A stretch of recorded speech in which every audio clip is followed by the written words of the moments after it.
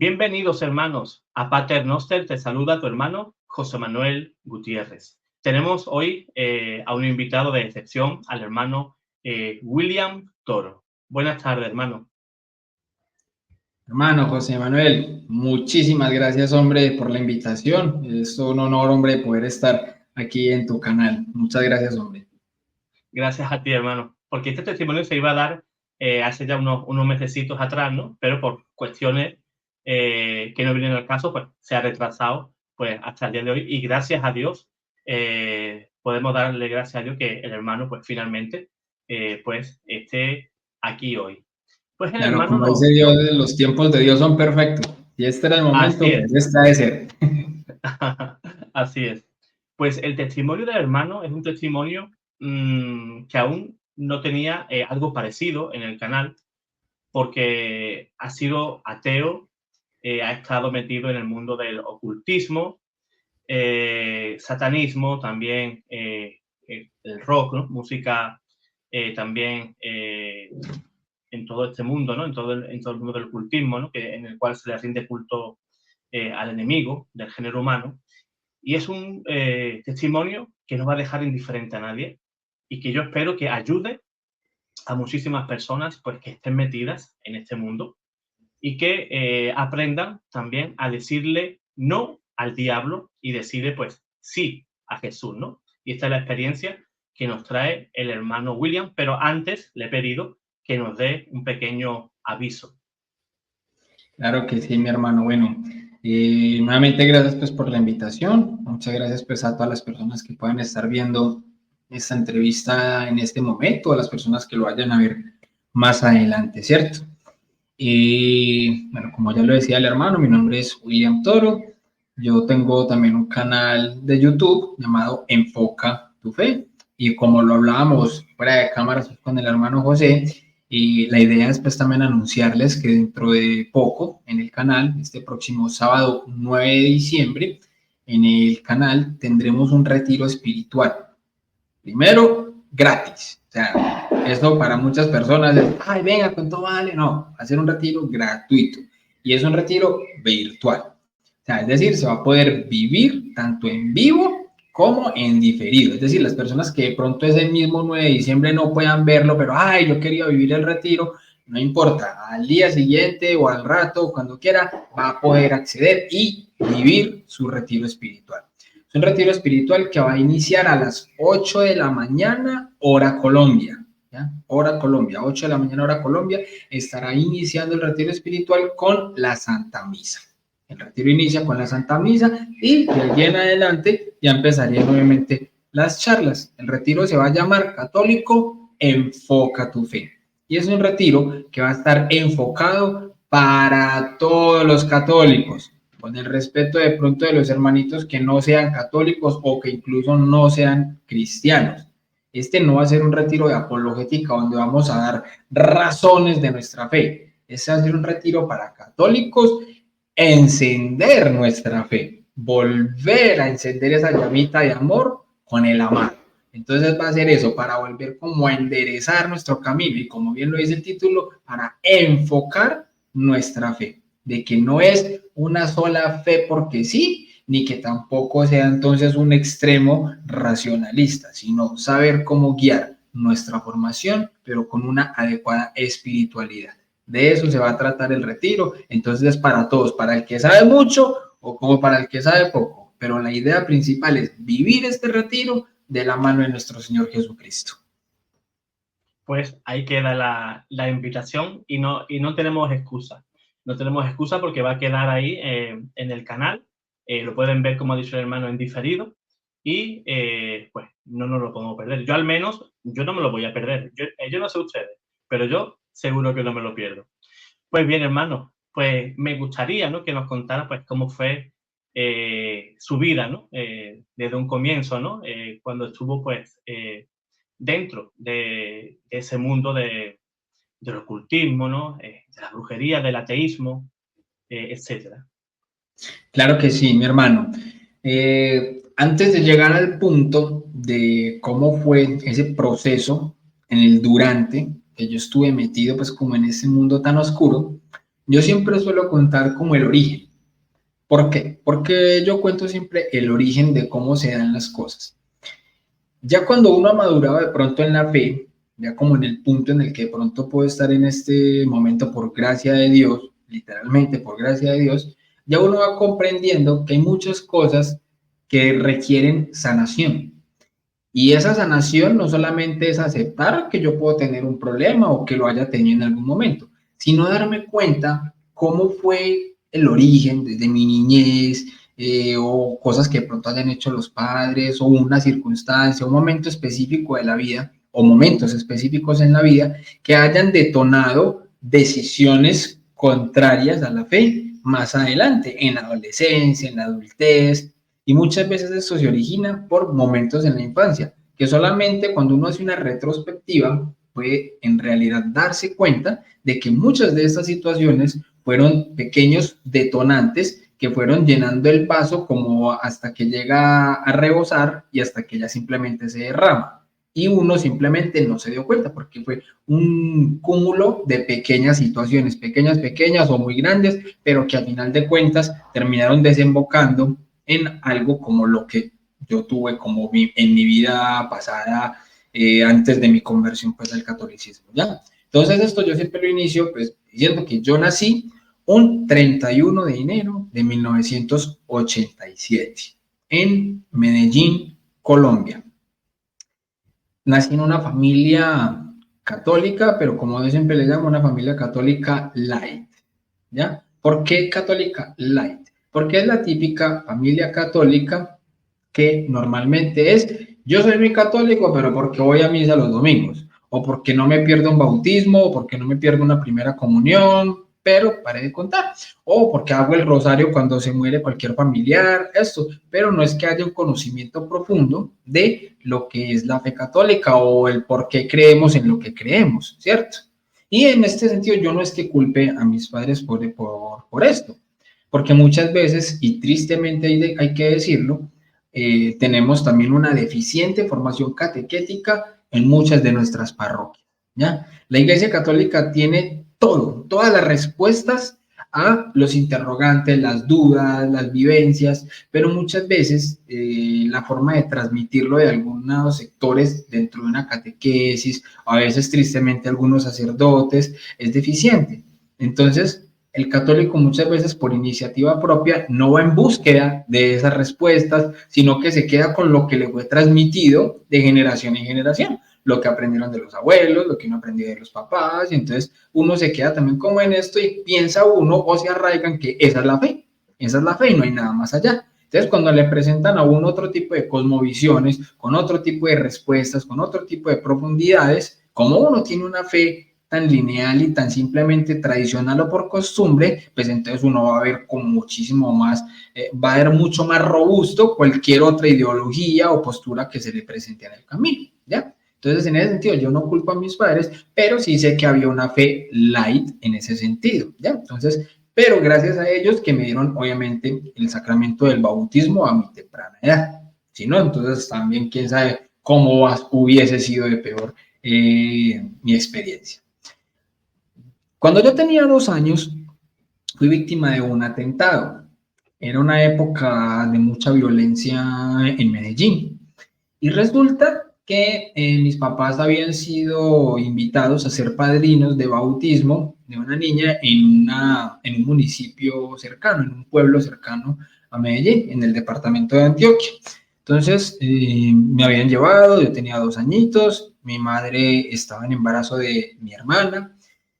Fuimos, fue un fin de semana, especie de paseo, se pasó bien, todo normal. Ya de regreso, cuando veníamos en el bus de regreso, resulta que nosotros veníamos en la silla inmediatamente detrás del conductor.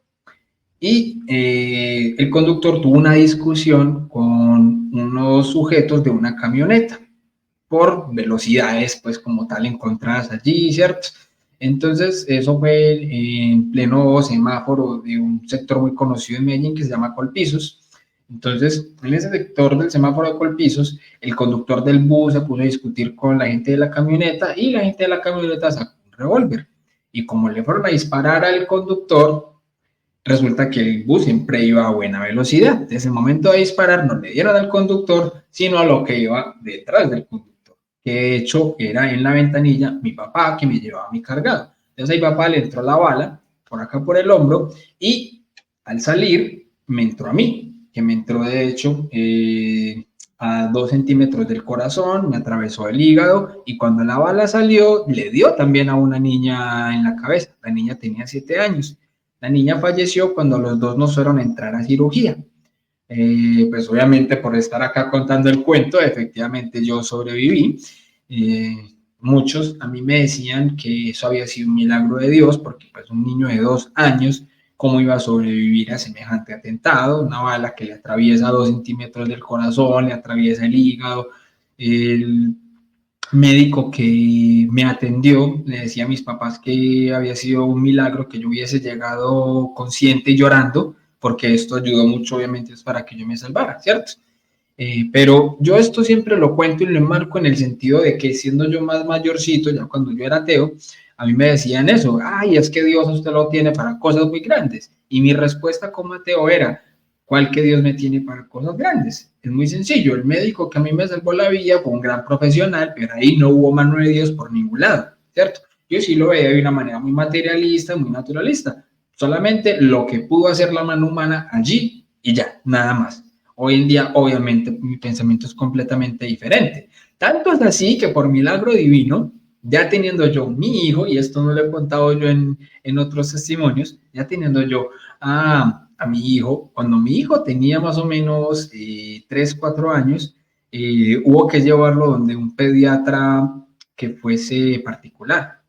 Y tantas son las coincidencias, las diosidencias de la vida, que conversando con este pediatra, hablando, llegamos al punto de que a mí un pediatra en algún momento me había salvado la vida y hablando, nos dimos cuenta que él era el cirujano pediatra que había estado en ese hospital, en esa época, en ese momento, y era un caso que obviamente él se iba a acordar, no es un caso que a alguien se le vaya a olvidar así porque sí, salvarle la vida a un niño con una herida de bala a 2 centímetros del corazón, no es que se le vaya a olvidar a un médico del día, de la noche a la mañana, resulta que pude tener la oportunidad de conocer al médico que me salvó la vida en este momento atendiendo a mi hijo. Entonces, un momento muy, muy especial para mí cuando lo conocí a él realmente. Precioso. Bueno, sí, total. O sea, pues ese momento fue espectacular. Todos lloramos, eso fue muy emotivo, pues ahí ese momento, ¿cierto? Bien, y resulta que este médico me decía a mí que él puso lo que de él estaba, pero que él encomendó esa cirugía a Dios. O sea, yo, que siendo ateo, decía que ahí no había habido mano de Dios, sino solo el médico. El mismo médico me confirma a mí, luego, años más tarde, que él, aunque hizo la cirugía, él puso todo en manos de Dios. Entonces, son cosas de las que el mismo Dios le va diciendo a uno, vea usted todo lo que dijo durante tanto tiempo y mire que el mismo médico del que usted decía que solamente había sido por él, él mismo lo puso usted en mis manos. Entonces, es impresionante lo que uno se da cuenta, obviamente, en este camino del Señor.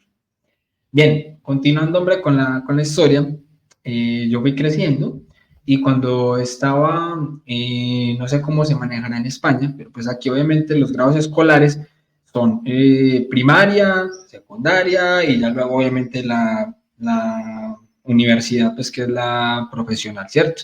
Entonces, cuando yo estaba en primaria, que era la escuelita que va desde el grado primero hasta el grado quinto, yo sufrí de algo que en esa época no tenía el mismo nombre, pero que hoy en día todo el mundo conoce y que es el bullying, ¿ya? Yo sufrí de un bullying extremo pues en esa época porque yo era el típico nerd, al que le encantaba estudiar, el que siempre en clase levantaba la mano, participaba, el que se hacía las tareas, el que los hacía quedar mal cuando no hacían las tareas, pero yo sí las llevaba, entonces eso a muchos de los que no son muy aplicados como que les molesta, les choca, ¿cierto? Entonces, de ese hecho del amor que yo le tenía al estudio, molestaba a otros. Entonces, la forma en la que los niños, que tristemente los niños son más crueles que muchas veces los adultos, entonces el niño no me va a molestar diciendo por el hecho de que usted sepa más, entonces es algo malo. No, el niño normalmente va a buscar es cuestiones físicas o comportamentales para señalar, juzgar o burlarse. Entonces, de mí se burlaban por mi contextura física, la cual fue súper delgadito ya, súper flaquito, debido, obviamente, a las secuelas que me dejó el tema del tiro, del balazo.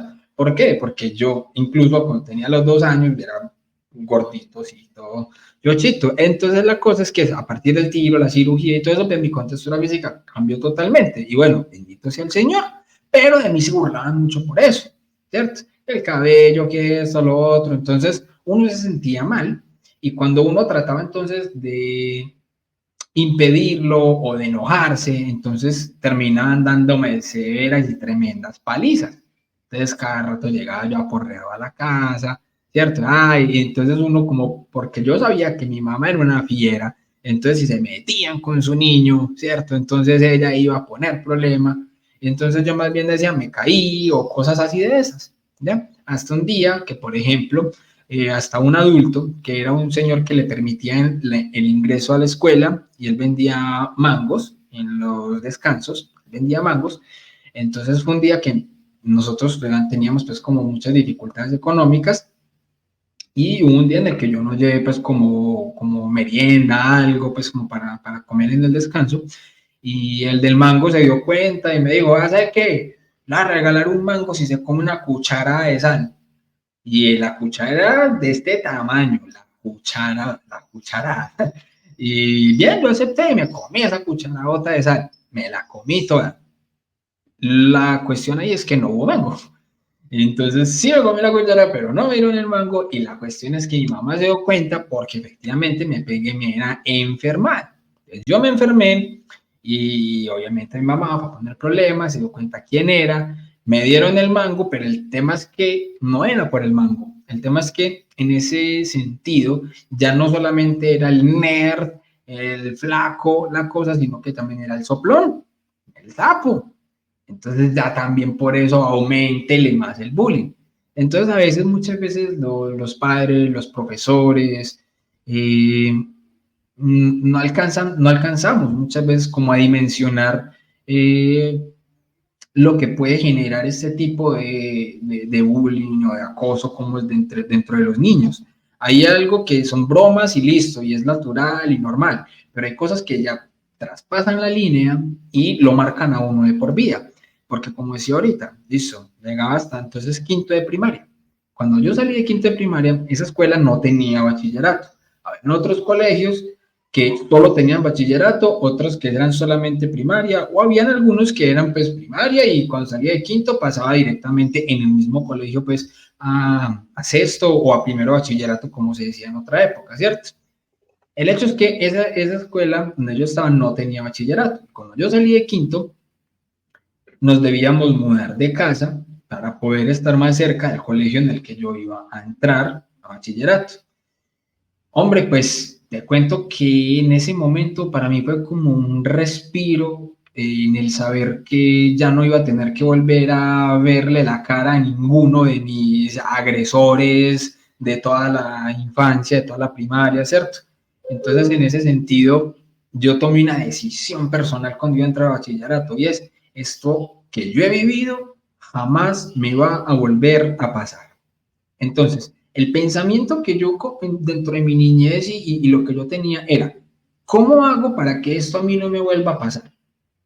¿Le dejo de tener amor al estudio? Pues bueno, no puedo dejar de tener amor al estudio porque es algo innato en mí y que me encanta y que me gusta. Ok, tengo que dejar de ser flaquito para que no me señalen por flaquito. Pues, no, tampoco puedo, ¿cierto?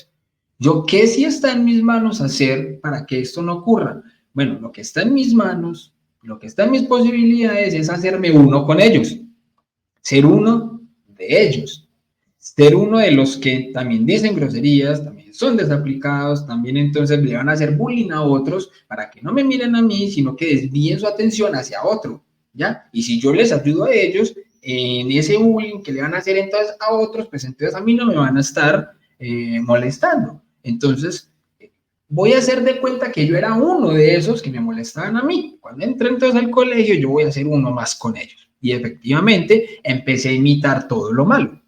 Entonces me convertí como en un nerd cansón, porque el amor al estudio, pues yo nunca lo abandoné. ¿ya? Entonces, era un nerd cansón que molestaba, que era el dolor de cabeza de muchos profesores.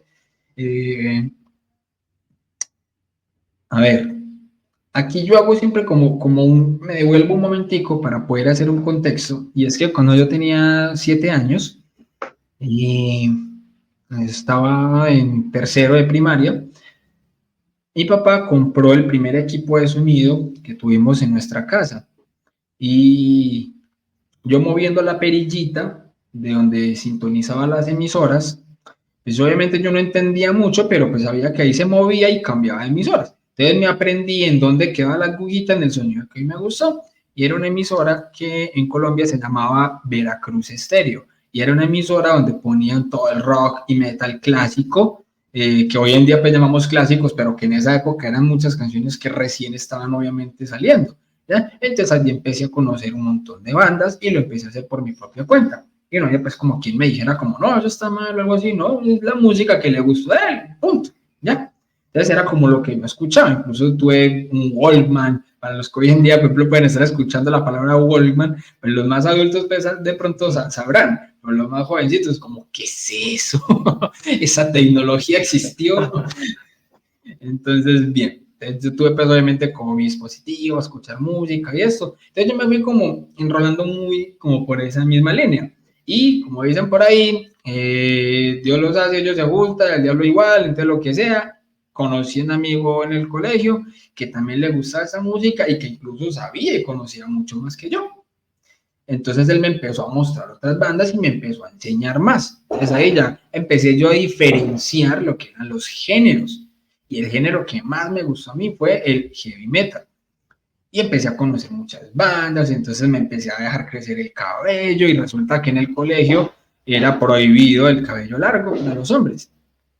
Entonces, yo era de los que entonces armaba huelgas en el colegio para que nos dejaran tener el cabello largo. Un día hicimos una huelga de hambre, entonces nos amarramos con unas cadenas en el patio, en el descanso, todos los que éramos rockeros, y entonces no nos movemos de aquí hasta que no nos permitan tener el cabello largo y no sé qué y tal la cosa. Entonces, claro, a mí muchos profesores me empezaron a conocer por revolucionario, porque como decía ahorita, me convertí el dolor de cabeza en muchos profesores allá.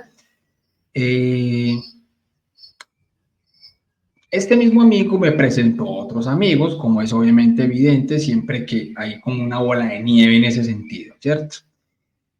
Conocí al que se convirtió, por ejemplo, en mi profesor de capoeira. Empecé a entrenar este arte marcial de Brasil, me volví muy bueno haciendo esto, dado que cuando yo era niño practiqué también gimnasia olímpica. Entonces, digamos que el cuerpo tiene memoria y entonces la elasticidad y todo esto me ayudó mucho y empecé a aprender capoeira. Pero empecé a aprenderlo en un grupo donde no se formaba como esa disciplina de esto no es para buscar pelea ni nada, sino que antes todo lo contrario. Me enseñaron fue a buscar pelea para medir si lo que estaba aprendiendo si me está sirviendo o no. Entonces, ¿qué pasó? Que yo empecé a buscar pelea en el colegio y prácticamente día por medio tenía pleitos. Yo estando, por ejemplo, en séptimo, en octavo, buscaba pleito con los más grandes, con los de décimo, con los de 11, y entonces ya en el colegio la gente, por ejemplo, ya no le gustaba pelear conmigo porque veían que incluso le ganaba a los más grandes. Entonces, ocurría que ya dejé, no como en la escuela que era el señalado, el nerdito, al que le hacemos bullying, sino que en el colegio pasé de ser eso a pasar a ser el raro. Entonces ya me juntara con los raros. Entonces los que les gustaba el metal, el rock y todo eso, entonces era el grupito como de los raros, ¿cierto? Pero con ellos no nos metemos. Entonces era más como una cuestión casi que ni siquiera de respeto, sino más miedo, porque, uy, no, qué miedo esa gente. Entonces ya uno miraba, empezaba a mirar feo, entonces uno se vestía de negro, y entonces ya con el cabello largo, entonces ese tipo de, entre comillas, respeto, que como digo es más miedo que respeto, a mí me gustó. ¿Por qué? Porque entonces ya yo no sentía eso que sentía cuando era niño, sentía todo lo contrario, de que entonces tenía como cierto poder sobre los demás, ¿ya? Y que yo podía pasar por donde quisiera sin que se fueran a burlar como de mí, porque si no te atengas hacia las consecuencias. Entonces, eran ese tipo de cosas que manejaba yo en el colegio. Y en el colegio, obviamente, entonces, yo me empecé a alejar mucho de todo lo que eran las cuestiones de la fe, porque no le veía ya como ningún sentido práctico y mucho menos racional, porque cuando empecé a estudiar filosofía en el colegio, el profesor de filosofía era más ateo que Nietzsche, y entonces me empezó a explicar muchas cosas de dudas y objeciones que yo mismo tenía. Entonces él me daba respuestas, y eran preguntas y dudas que cuando yo se las cuestionaba a alguien creyente, a mis papás o al que fuera, dada esa fe tradicional o por cultura que explicaba al principio, pues no iban a tener respuestas. La respuesta siempre era un sí porque sí o un no porque no. Entonces, al no encontrar como respuestas en eso, entonces básicamente yo veía en la religión y en la fe, como bien decía Marx, era el opio del pueblo, ¿ya? Entonces me empezaron a gustar las ideas comunistas de Marx, pero más que todo como por los planteamientos ateos que él tenía. Empecé a leer a Nietzsche, empecé a leer a Kant, porque eran recomendaciones que me daba obviamente mi profesor con base en las respuestas que él me daba. Entonces adopté una cosmovisión atea. Entonces me declaré desde el colegio como ateo, ¿ya? Y entonces empecé a aprender lo que era ser ateo y veía que muchos de los que se decían ateos, como que al parecer no entendían lo que en realidad era ser ateo. Entonces la gente decía, ay, es que ateos no creen en nada. Y yo, pues yo creo en mí y soy ateo. Entonces terminé fundando algo que se llamaba el CAM, Comunidad Ateísta de Medellín. Entonces, siendo muy joven, fundé una comunidad de ateos para enseñarle a los ateos cómo ser ateos y para darles argumentos de cómo discutir con creyentes, indiferentemente de la denominación cristiana a la que pertenecieran o la cosmovisión religiosa que tuvieran. Entonces, y yo no podía ver a un testigo de Jehová, a un sacerdote, el que fuera, porque yo me dejaba ir siempre a discutir. De lo mío era estar debatiendo a toda hora, toda hora, toda hora, y me cogí mucha confianza. ¿Por qué? Porque nunca me daban respuestas. Yo no sé si eso fue cuestión divina o cuestión del maligno, y me va a hacer entender por qué hago esa comparación.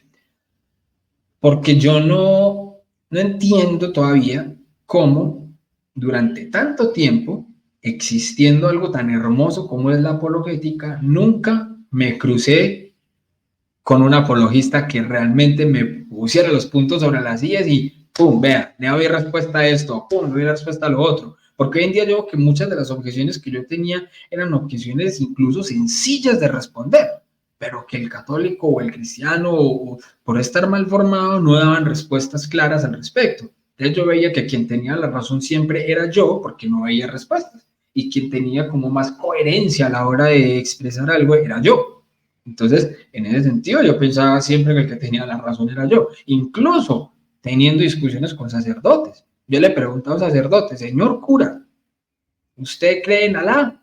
Y no. ¿Usted cree en Ra? Y no. ¿Usted cree en Zeus? Pues no. Y yo sí ve, usted también es ateo. Usted es ateo para esos dioses. La diferencia entre usted y yo es que yo sencillamente soy ateo para todos, incluyendo el suyo.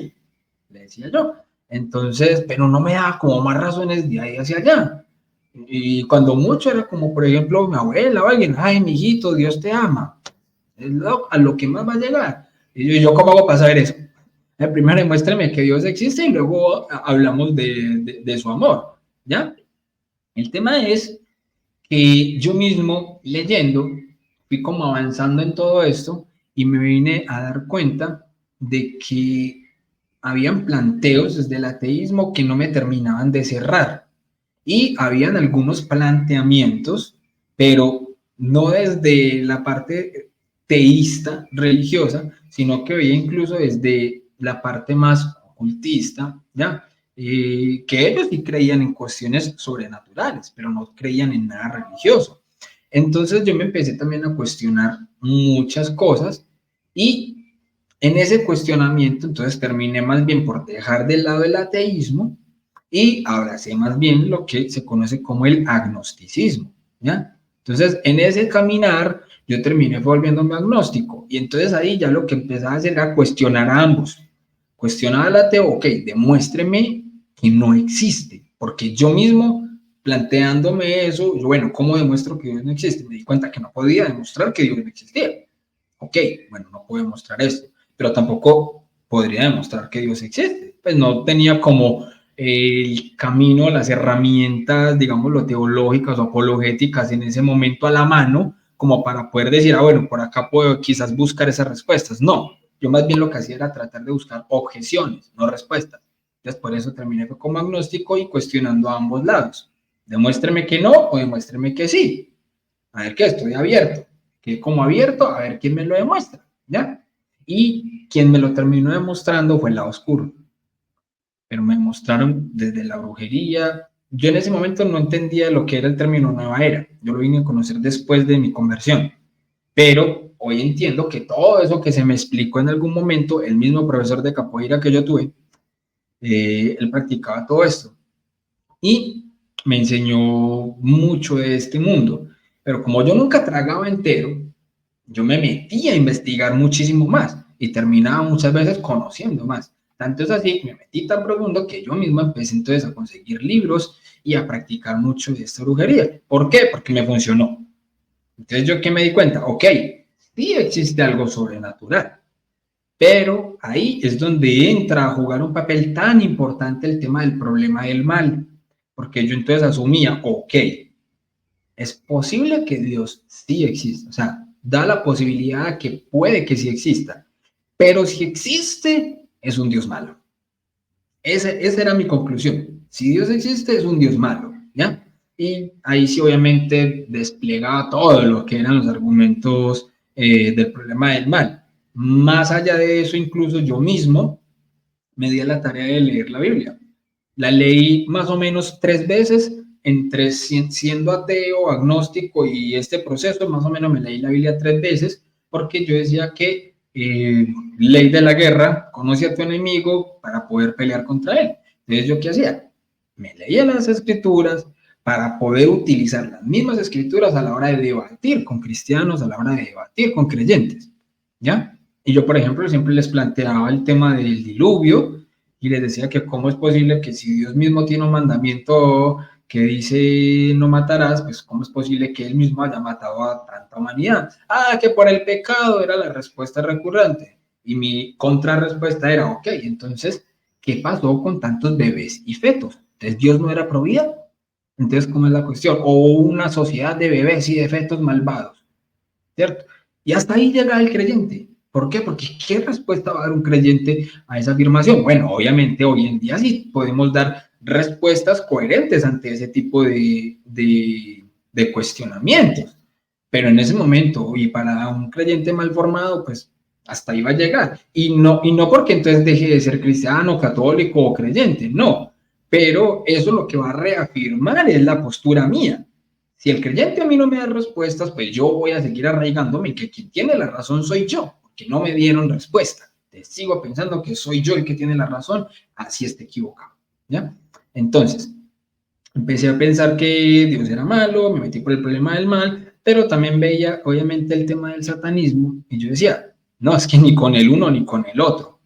A mí me gustó mucho el tema del ocultismo, porque en el ocultismo yo podía practicar lo que yo quería yo solo, ¿ya? Entonces, el ocultismo es una práctica muy individual, ¿ya? Mientras que en el satanismo también, pero como en otros espacios lo he dicho, hay una diferencia muy grande entre un satánico y un satanista, ¿ya? El satánico sí tiene su culto, son varias personas. El satanista sí puede ser alguien que viva su cosmovisión de manera individual.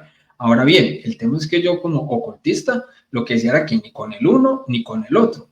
Y al no estar entonces ni con el uno ni con el otro, pues yo hacía mis prácticas de manera individual y me arraigaba mucho más en alejarme de Dios. Al demonio no le interesa que yo le esté rindiendo pleitesía a él. Con tal de que yo esté en contra de Dios, él está bien. Entonces, yo no es que necesitara mucha tentación de parte del demonio. Yo ya tenía una vida completamente desordenada y oscura, sin necesidad de decir ahora al demonio. No, para nada. No había necesidad de eso. ¿Por qué? Porque ya tenía algo arraigado muy en contra de lo que era toda la creencia del Señor. Hasta ahí, mi hermano, ¿cómo lo ves? ¿Alguna pregunta? Pues lo veo bastante interesante, hermano.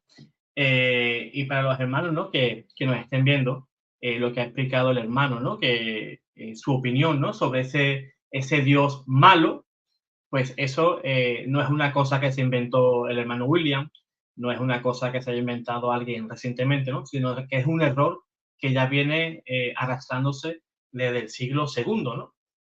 Por ejemplo, Marcion, pues era un señor en el cual pues creó una herejía y los seguidores de este pues le dicen los marcionistas, ¿no? Y esa herejía, si no recuerdo mal, pues se originó en Asia Menor y se creía en la existencia pues, de dos clases de espíritu, ¿no? El espíritu bueno y el espíritu malo, siendo este último, el espíritu malo, pues el cual sería el creador del mundo, ¿no? El creador de todas las cosas, ¿no? Y ese, el hermano, pues es donde ha hecho hincapié, ¿no? Lo que nos ha mostrado, ¿no? Ese es un error, no ha sido un invento del hermano, sino que ese error, los errores, como yo suelo decir, están todos inventados, ¿no? Y solemos rescatarlos del pasado, ¿no? Ya sea en el mundo protestante o sea en el ateísmo, y son ya errores que ya han sido refutados, pero nos empeñamos nosotros, ¿no? Resistiéndonos, ¿no? A caer de rodillas delante de Dios, nos creamos ese error en nuestro corazón, lo volvemos a hacer nosotros pues para rechazar a Dios. Y ese es uno de los errores, ¿no?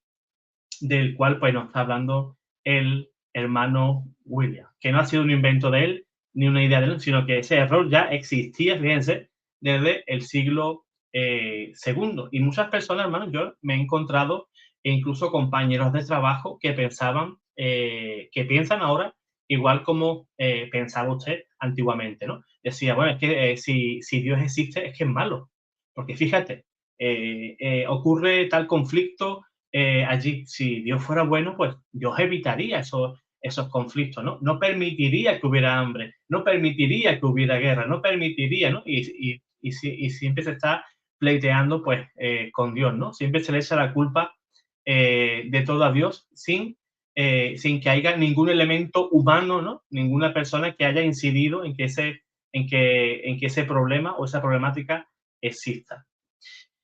Y es muy importante también el tema de la música, lo que dice el hermano William. Hoy en nuestros días los más jóvenes quizás no estén escuchando música de heavy metal, que también los hay, ¿no?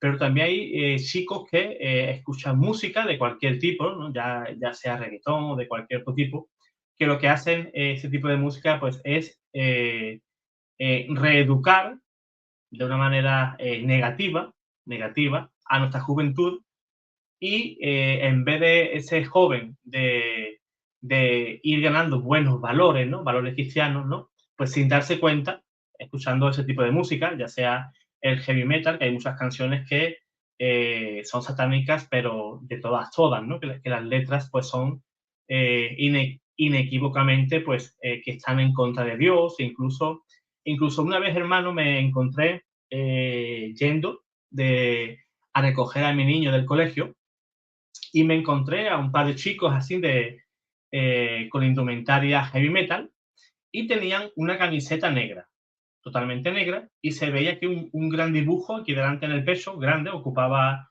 toda la parte delantera, y se veía a la Virgen María con Cristo, pues ya había bajado de la cruz y María lo sostenía en los brazos, ¿no? Y decía en inglés, pero pasa, yo no entendía, pero hay una cosa maravillosa que se llama traductor en el teléfono móvil, y decía en inglés, pero lo voy a decir directamente en español. ¿Acaso crees que tu Dios vive? Cuando yo vi eso, a mí me impactó. Digo, esa persona que lleva esa camiseta realmente sabe lo que está diciendo o el mensaje que está lanzando. Digo, seguramente sí, o seguramente no, ¿no? Pero me dejó bastante tocado, pues, esa experiencia, ¿no? Que una persona, pues, lleve ese tipo de ropa y lanzando ese mensaje. Hay dos cositas con respecto a lo que estaba ahí diciendo mi hermano. Lo primero, con base pues, en el desconocimiento de la historia. Hay una frase muy común que dice que el pueblo que desconoce su historia está condenado a repetirla, ¿cierto? Bien, Y muchas veces digo entonces que el cristiano que desconoce su historia está condenado a no conocer la historia. Es decir, como no conoce su historia, como no conoce su fe, se termina siendo ateo, se termina siendo agnóstico, ocultista o protestante. ¿Ya? Entonces, el cristiano que conoce su historia y no conoce que muchas de los errores que hoy pululan son herejías ya condenadas y contestadas, entonces termina uno como con la frase que el Señor inspiró en mis días después de la conversión, y es que un ateo nunca deja de ser ateo, simplemente porque en vez de buscar respuestas, se dedica a buscar objeciones. ¿Ya? En vez de buscar respuestas, busca objeciones. Eso es lo que yo hacía. Y las respuestas están ya dadas. Es que cuando yo encontré las respuestas, no es que yo haya meditado completamente entonces en esto y me inventé yo mismo las respuestas ya estaban dadas. Es más, muchas de esas respuestas las encontré gracias a mi gran amigo San Agustín. y, hombre, por Dios, ¿en qué época existió San Agustín? Y hoy en día eso que él respondió me sirve y me ha servido a mí, ¿ya? Entonces, bien, y que ya ahorita voy a volver con San Agustín para enmarcar un poco más el contexto del por qué se convirtió en un gran amigo mío. Y lo otro, lo que decía respecto a la música. Hay que entender, como dice 1 Corintios 10:23, todo me es permitido, pero no todo me conviene. Todo me es permitido, pero no todo me edifica, ¿ya? Entonces hay que entender que nosotros sí podemos escuchar música secular. ¿Qué quiere decir música secular? Que no es una música hecha específicamente para culto para Dios, bien sea en la liturgia o música que uno puede tranquilamente colocar en su casa mientras está haciendo sus oficios o estudiando, o como bien lo dice, por ejemplo, una de mis agrupaciones favoritas, el padre Curry de la agrupación La Voz del Desierto, que son de España, él decía, música para uno escuchar mientras va en el carro, por ejemplo, ¿cierto? Entonces, hay música de culto para Dios que uno puede escuchar en diferentes géneros. Y hay música secular que también uno puede, en un buen discernimiento, escucharla sin que ésta esté afectando de alguna manera, pues obviamente, nuestra alma, ¿ya? Entonces, hay rock, por ejemplo, católico, y vuelvo y pongo el ejemplo, La Voz del Desierto, excelentemente hecho, sí, con voces melodiosas, músicos excelentes. De hecho, esta agrupación tiene 3 sacerdotes dentro del mismo grupo, un catequista, otro de los vocalistas, por ejemplo, a catequesis a matrimonios, ¿cierto? O sea, es un grupo muy bien conformado y con una fe muy sólida, ¿ya? Pero también obviamente hay que entender que hay muchos otros que no. Al igual, de hecho ahorita lo hablaba con mi esposa, hablábamos de que, por ejemplo, en el pop, hay mucha gente que dice, el pop sí es bueno porque el pop tiene letras bonitas, se escucha bonito y no hay baterías, ni guitarras eléctricas, ni nada. Y estábamos viendo y pensando en hacer un video específicamente en referencia a la música y mostrar los contrastes, ¿ya? Mostrar, por ejemplo, una canción de La Voz del Desierto completamente buena, santa, y mostrar, por ejemplo, una canción de pop que aunque se escucha muy bonito, uno escucha la letra, satanismo puro, literal, satanismo puro. Una persona que, por ejemplo, por un despecho, diciendo que sería capaz de adorar al mismísimo demonio con tal de que la persona que la dejó vuelve y le pare bolas. Pero pues, aquí en Colombia decimos le pare bolas, pues, pero es como que le preste atención y que vuelvan a estar juntos, ¿cierto? Entonces, nosotros decíamos, hombre, y el tema es que como se escucha bonito y tiene una voz bonita y la cosa, hay personas que no le prestan atención a la letra, pero la cantan, o sea, de manera intuitiva, se aprenden las canciones y las cantan a grito herido y la cosa, y uy, qué canción tan hermosa y no sé qué, pero no se han dado cuenta de lo que está diciendo esa canción. Entonces, incluso haciendo invocaciones, mencionando nombres y cosas que no tendrían por qué estar mencionando. Y ha pasado en la salsa, ha pasado en los boleros, ha pasado en los vallenatos, ha pasado en el pop. Entonces, muchas veces tampoco podemos de una vez entrar a satanizar que el rock es satánico. Cuando hay muchas canciones de rock que, por ejemplo, pueden levantar el ánimo de una persona y ser completamente bueno en contraste con muchos de estos otros géneros. Entonces el tema no es el género en sí, sino el contenido. Y ahí es donde entra nuestra formación católica y cristiana y nuestro discernimiento y el pedir Espíritu Santo para saber qué canciones seculares sí podría yo escuchar con mi familia, disfrutar, y qué canciones obviamente también van a poder ser de culto, no solo en la liturgia, sino que yo pueda estar escuchando canciones de Dios también en mi casa, ¿cierto? Eso como por ese lado. Y ya si quieres, mi hermano, entonces continuamos con la otra parte de la historia, que ya es aquí donde empieza esa picada, pero ese ascenso. Yo creo, hermano, que ¿no? Antes de que comience, ¿no? Lo que va a decir, que a veces el Señor permite, ¿no? Permite que la persona, pues, toque fondo, que sienta duro, ¿no? Allá abajo, ya llegué abajo. Y en ese momento, pues, tú digas, bueno, ¿ahora qué? Ya llegué abajo, ya lo único que debo de intentar hacer es como el gesto que acaba de hacer, ¿no? Pues subir para arriba. Ya que estoy abajo, ya toqué duro abajo, ya me golpeé, ya me rompí todo, ya lo dejé todo ahí abajo, pues ahora pues me toca pues retomar de nuevo el vuelo y nada, pues puede continuar porque seguramente eso es lo que esperamos todos, ¿no? Esperamos pues cómo Dios verdaderamente actúa, ¿no? En la vida de sus hijos. Hermano, fíjate qué importante es lo que dices, que cuando uno ya está abajo y ya ha quebrado todo, a veces uno puede estar abajo y cree que está arriba. Cuando yo estaba en ese mundo, yo pensaba que yo estaba en la cima. Hay personas que llegan a Dios porque tuvieron una enfermedad, porque se les murió un ser querido, por un accidente, por ruina económica. Entonces han descuidado a Dios, pero entonces en un momento de dificultad es como volver a clamar a Dios. Se acordaron que Dios existe, pues, ¿cierto? Pero yo estaba en un momento de mi vida en el que, bueno, de alguna manera tenía fama por la agrupación en la que yo cantaba. Me conocían porque también fui máster oficial en juegos de rol, entonces me conocían de manera internacional, porque uno de los máster oficiales que narraba y toda la cuestión.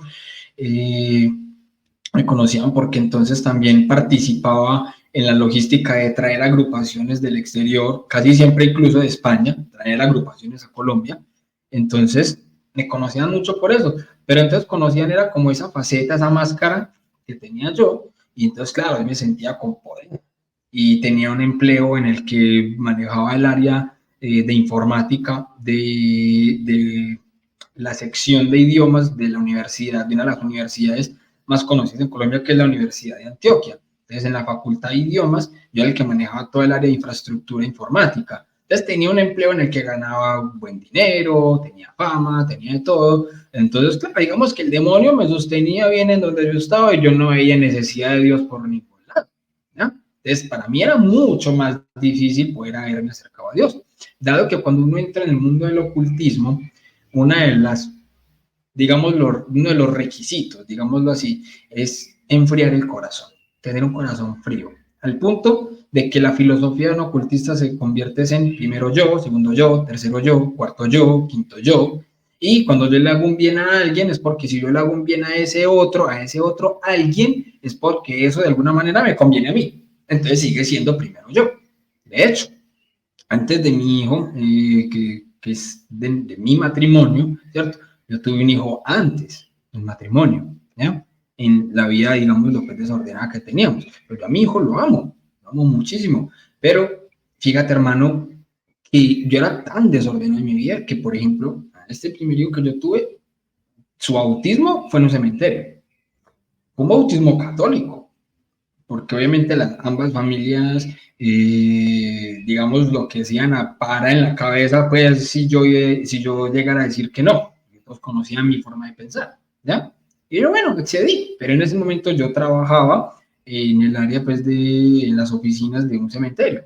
Allá hice yo las prácticas, sistematizando, pues, como todo lo que ellos tenían hecho a mano durante muchos años. Entonces, trabajaba allá en el cementerio y muchas veces hasta los mismos vigilantes me hacían el cuarto y a la hora de salida yo no salía, sino que me quedaba. Y muchas veces me quedaba hasta 12, 1, 2 de la mañana en el cementerio. Me tomaba fotos parándome sobre el altar del templo. O sea, hacía unas cosas, hermano, completamente nefastas que yo siendo ocultista hacía cosas más satanistas que muchos satánicos, que nunca, que digamos que nunca han llegado a tener, digámoslo, ese chance de lo que yo tuve estando pues allá en ese lugar.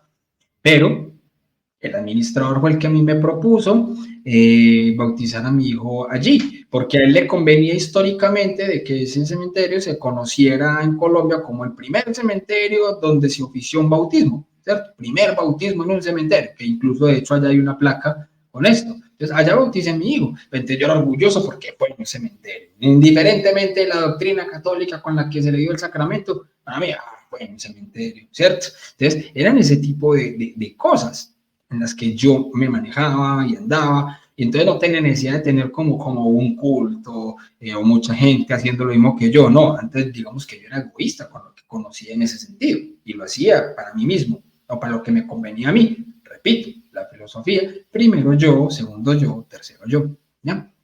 Pero esto se acabó y hago este marco pues de la frialdad, de que yo prácticamente no quería a nadie, yo podía tener un amor de mentiras, porque yo no sabía lo que en realidad era amar. Eso yo no lo conocía. Yo no sabía qué era eso. ¿Ya? Digamos que puede tener cariño, pero cuando uno entiende lo que en realidad es el amor, ya le queda más fácil conocer a Dios. Y yo no lo conocía, digamos también por eso, porque yo no entendía lo que en realidad era amar. Yo empecé a andar con un amigo que él era muy líder en el sentido de armar también corporaciones, comunidades, de manejar gente, ¿cierto? Entonces, digamos que unidos pensábamos en hacer cosas más grandes. A él se le ocurrió crear la famosa y dichosa marcha zombie en Medellín.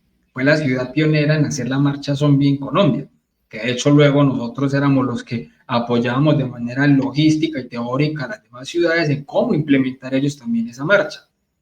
Él fue el que se la creó, inspirado en la marcha que ya había ocurrido tanto en España como en Estados Unidos, pero la creó por primera vez en Colombia. Yo terminé siendo director de esa marcha y terminé siendo también uno de los directores de una corporación que se fundó, digamos, de compañía llamada Clan.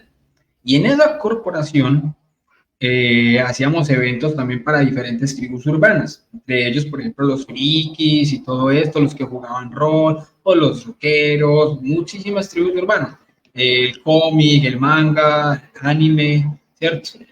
Y una vez iba a estrenar una película de Superman, dame un segundo, está pasando un helicóptero.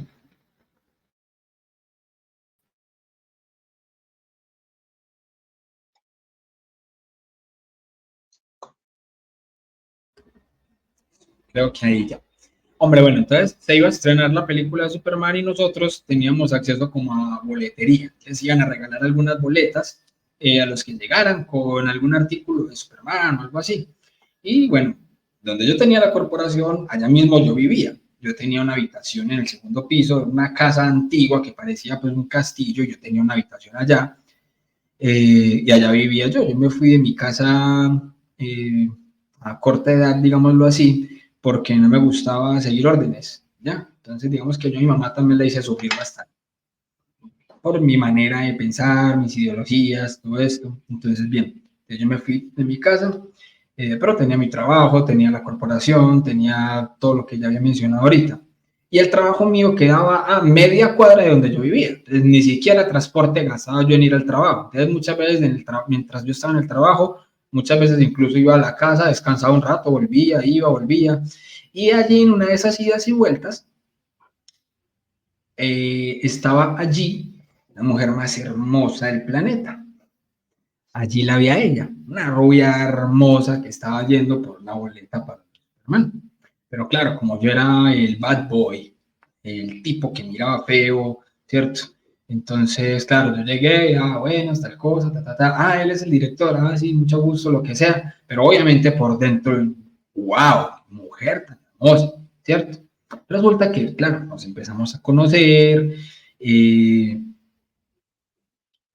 la gran diferencia con ella, cualquier otra persona que haya habido antes en mi pasado, es que ella empezó a hacer conmigo, o sea, me empezó a tratar como la persona que había yo atrás, como si ese niño de escuela al que le hacían bullying jamás hubiera tomado la decisión de hacerse ese malo, de ponerse una máscara para que los demás no lo molestaran. Entonces ella era conmigo no dirigiéndose a esa máscara. Ella me trataba como a la persona que había más adentro. Ese niño que se había quedado escondido dentro de mí durante tantos años y que prefería tener un muro de frente ante toda la humanidad para que no le volviera a pasar lo mismo. Ella logró penetrar ese muro. Ella logró derretir ese hielo que tenía yo en el corazón. Y me di cuenta yo por primera vez lo que en realidad era el amor. Entonces, a mí muchas veces me dijeron, Dios es amor. No tengo forma de comprobarlo. ¿Ya? Nadie puede dar lo que no tiene. ¿Ya? Y como bien dice mi buen amigo, nadie ama lo que no conoce. ¿Ya?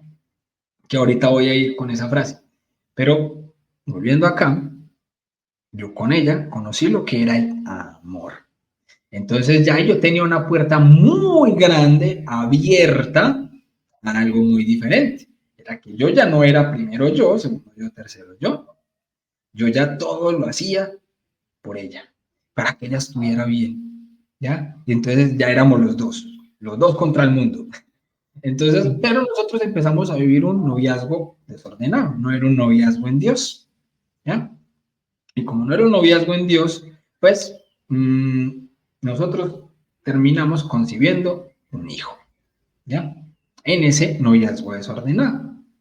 Entonces, resulta que ella sí conocía mucho el tema teológico, el tema de Dios. Ella había pertenecido a muchas comunidades católicas. Aquí en Colombia, por ejemplo, por nombrar algunas, perteneció, por ejemplo, al Minuto de Dios, que son más inclinados a la parte carismática. Perteneció a Lumen Dei, que de hecho la sede principal de Lumen Dei es en España. Y Lumen Dei, que son más contemplativos, ¿cierto? Y también perteneció a Lazos de Amor Mariano, que digamos que es una muy buena y excelente combinación entre un buen carisma y una buena contemplación, ¿cierto? Una comunidad mucho más, digámoslo, misionera, ¿ya? Ella conoció todas las comunidades, pero resulta que se alejó por un tema particular. Y obviamente, pues, respecto de mi querida suegrita, que hoy en día obviamente nos tenemos mucho cariño, mucho amor, y de hecho, una de las ponencias del retiro van a ser mis suegros. Mis suegros son un matrimonio misionero, que de hecho están en una de las misiones en esta comunidad, Lazos de Amor Mariano, que se llama Misión Consejería. Entonces ellos dan consejería a matrimonios, para salvar matrimonios que pueden estar al borde del abismo. Entonces es una misión espectacular. Y en el retiro ellos van a dar una charla sobre cómo se debe vivir el noviazgo y el matrimonio católico. O sea, va a ser ahí ya les acabo de tirar una perlita que no había dicho todavía. Entonces ese matrimonio misionero va a ser espectacular en esa charla del retiro, ¿ya? Entonces, bueno, resulta que mi suegrita no vivía de pronto en algún momento la fe de una manera tan bien estructurada, o una fe tan madura como la que pueden tener el día de hoy. Entonces era, digamos, una fe más radical y muchas veces poder decirlo como fanática. ¿En qué sentido? En que era de pronto imponer la fe. Entonces, la gente tiene que vivir la fe, es como yo la vivo y punto, especialmente a su hijo. Entonces, como mi suegra, digamos que le impuso la fe a mi esposita terminó fue pensando que si esto es Dios, si los padres muchas veces son el reflejo de Dios, yo no quiero ese Dios. Entonces se terminó fue alejando, ¿ya? Con todo y que conocía mucho sobre la fe, se terminó fue alejando. Y alejándose, pues, terminó reconociéndome a mí.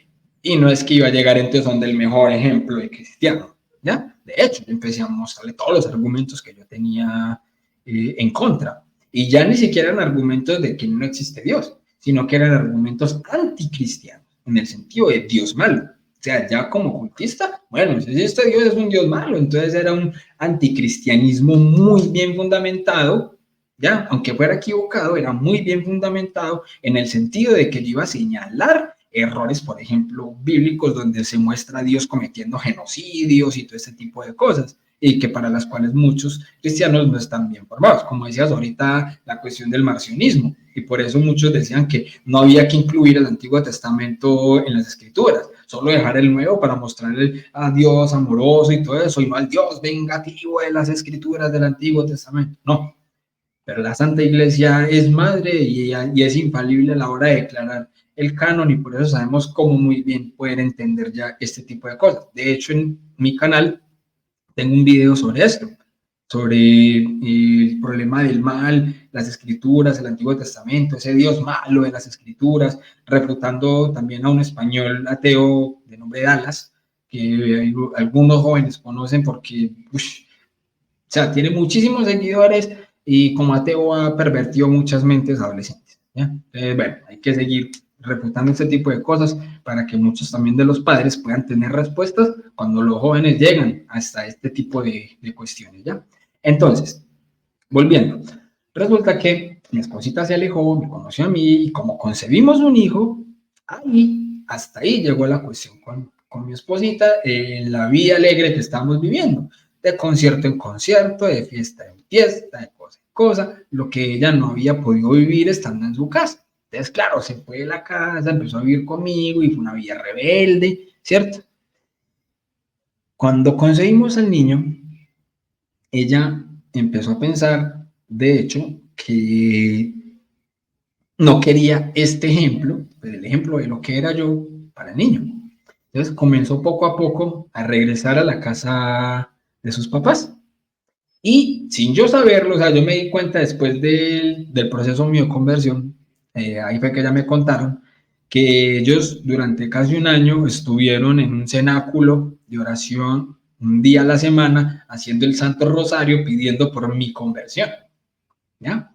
Yo no sabía ese detallito, pero ahí también vemos otra de las características de lo que es el poder del Santo Rosario, poder de la mamá, ¿ya? La intercesión de la Virgen María, que si pudo conmigo, pues con el que quiera. De hecho, así siempre lo digo. O sea, yo sé quién era yo, y si pudo el Señor conmigo, créame usted, señora madre de familia, padre de familia, los que están viendo este testimonio que muchas veces piensan, ay, mi hijo está en un problema tan grande, yo no veo cómo puede salir de ahí. Yo estuve en el abismo más grande y de allá me sacó el Señor y la Virgen María. Si pudieron conmigo, créanme que también van a poder con sus hijos. Pero ahorita les voy a dar la clave del por qué y cómo. Entonces, mi suegra siempre me trataba de convencer de que fuera un retiro espiritual. Vaya un retiro, no sé qué, yo se lo pago. Y mi respuesta siempre es, pierde la plata. Y me les tiro el retiro, porque yo no voy a llegar calladito. Allá todo lo que digan, créame que se los voy a refutar. Llevo 16 años refutando creyentes. Obviamente yo me tenía una confianza impresionante, por lo que te decía ahorita, hermano. O sea, pues si a todo el con el que yo debatía no me daba respuestas y era yo el que terminaba vencedor, pues obviamente iba a pensar siempre yo que el que iba a tener la razón era yo. Entonces, así hubiesen 100 misioneros en un retiro espiritual, yo tenía confianza de que los iba a llegar a refutar a todos. Entonces yo le dije, no pierdan su plata y no pierdan su tiempo. ¿Ya? Yo sigo siendo lo que soy, punto. ¿Ya? Los devolví. Pero hasta que un día, cumpliendo nosotros en nuestro aniversario, estando mi esposita en embarazo, ya es ella la que me invita a mí a que vaya al retiro. Amor, ¿por qué no consideras ir al retiro que me ha dicho mi mamá? Yo, ¿qué? ¿Cómo es posible? ¿En serio ya sos vos la que me está tratando de convencer a mí de que vaya a ese retiro? Y ya, ¿qué está pasando? Tú sabes lo que yo pienso, bla, bla, bla, bla, bla, bla. Y ahí me soltó mi esposita hermosa el mejor argumento que uno le puede dar a un no católico, sea ateo, agnóstico, protestante, lo que sea, para ir a un retiro católico. Mi amor, lo que lo haga una mejor persona, bienvenido sea. Y amén. ¿Contra eso qué? O sea, es que la mayoría de ateos van a decir, es que yo no tengo que ser creyente para ser buena persona. La mayoría de ateos van a decir que son buenas personas siendo ateos. Entonces, a mí mi esposita me dijo, lo que lo haga uno mejor persona, bienvenido sea. Amor, no tienes que dejar de ser ateo para ir a ese retiro. Simplemente toma lo que te sirva para ser mejor esposo, mejor papá, ¿cierto? Para tener una mejor familia. Todos tenemos cosas que mejorar en la vida. ¿cierto? La institución que más promueve unos valores, una ética, es la Iglesia Católica. Como decía yo, así sus miembros, así los miembros no, muchas veces no seamos un buen ejemplo de lo que promueve la Iglesia, pero la Iglesia en sí misma lo promueve, ¿ya? El hecho de que nosotros no demos ejemplo o que no vivamos eso que muchas veces predicamos, no quiere decir que la Iglesia en sí misma no lo promueva, ¿ya? Entonces, yo puedo obtener de la Iglesia lo que la Iglesia está promoviendo, bueno, y que me hace mejor persona, y no tengo que dejar de ser ateo. Entonces, ya por ahí, haciendo ese razonamiento, yo, bueno, tienes razón. ¿Cómo sería eso? Me devuelvo un poquitico, que hay otro marco impresionante, otro milagro del Señor para que este pechito estuviera hoy aquí contando el cuento. Resulta que yo me había quedado sin empleo, yo estaba sin trabajo y siempre estuve varios meses, o sea, ya, ¿cómo es que mi esposa queda en embarazo y en ese momento me quedo sin trabajo? Entonces, ahí fue muy difícil, fue muy difícil. Entonces, trabajé, por ejemplo, vendiendo planes de telefonía, internet, así, tocando puertas y todo esto, o sea, a lo que me fuera saliendo. Yo también soy técnico en mantenimiento de computadores, pero en esa época se hizo muy difícil trabajar en ello porque había una institución que estaba formando jóvenes que recién salían de bachillerato como técnicos en sistemas y era una formación gratuita. Entonces todos estos jóvenes estaban saliendo a cobrar cada mantenimiento de computadores a 10.000 y a 15.000 pesos, que esto más o menos serían algo así como 4 euros, ¿ya? Por ponerlo pues como en euros, ¿cierto? 4 euros, mientras que uno normalmente sí cobraba por ahí sus 10 euros, por así decirlo, por cada mantenimiento, 10 euros, 12 euros, más o menos, ¿cierto? Que uno pudiese cobrar así. Pero obviamente era muy difícil entonces llegar a competir con eso porque pues obviamente con 3 euros pues no voy a tener para poder darle un buen sustento a mi familia, mientras que un jovencito con eso pues tiene para los dulces, ¿cierto? Entonces bien, entonces era muy complicado, entonces tenía que buscar la manera, hasta que me llegó una buena entrevista de trabajo para trabajar en una cuestión de internet, y bueno, por lo menos era como me afiliaban a la salud, a mi esposa, al niño, ¿cierto? Entonces ya eso es lo que yo necesitaba, o sea, que poder tener, por ejemplo, acceso al sistema de salud, ¿sí o no? Y obviamente pues la cuestión de un salario fijo. Y resulta que ese mismo día era que yo había tenido la entrevista, el mismo día que mi esposita me estaba diciendo a mí, amor, para que vayas al retiro, ¿cierto? Y yo, bueno, listo, pues podemos ir mirando, a ver cómo es, tal cosa, pero yo empezaba a trabajar al día siguiente. O sea, mi esposita me dijo, es un miércoles, y resulta que yo al jueves empezaba a trabajar. Y resulta que cuando yo le dije, listo, ¿cómo sería lo del retiro? Mi esposita me dice, ay, qué bueno, mi amor, porque es que ya la boleta está comprada, sales mañana. Yo, ¿qué? O así que salgo mañana. O sea, ya todo estaba hecho, ya habían comprado la boleta y simplemente era decirme y estaban con la seguridad de que yo iba a aceptar. Así ya llevara un año diciendo que no, estaban con la seguridad de que esta vez sí iba a aceptar. Tan seguros estaban que hasta la boleta la habían comprado.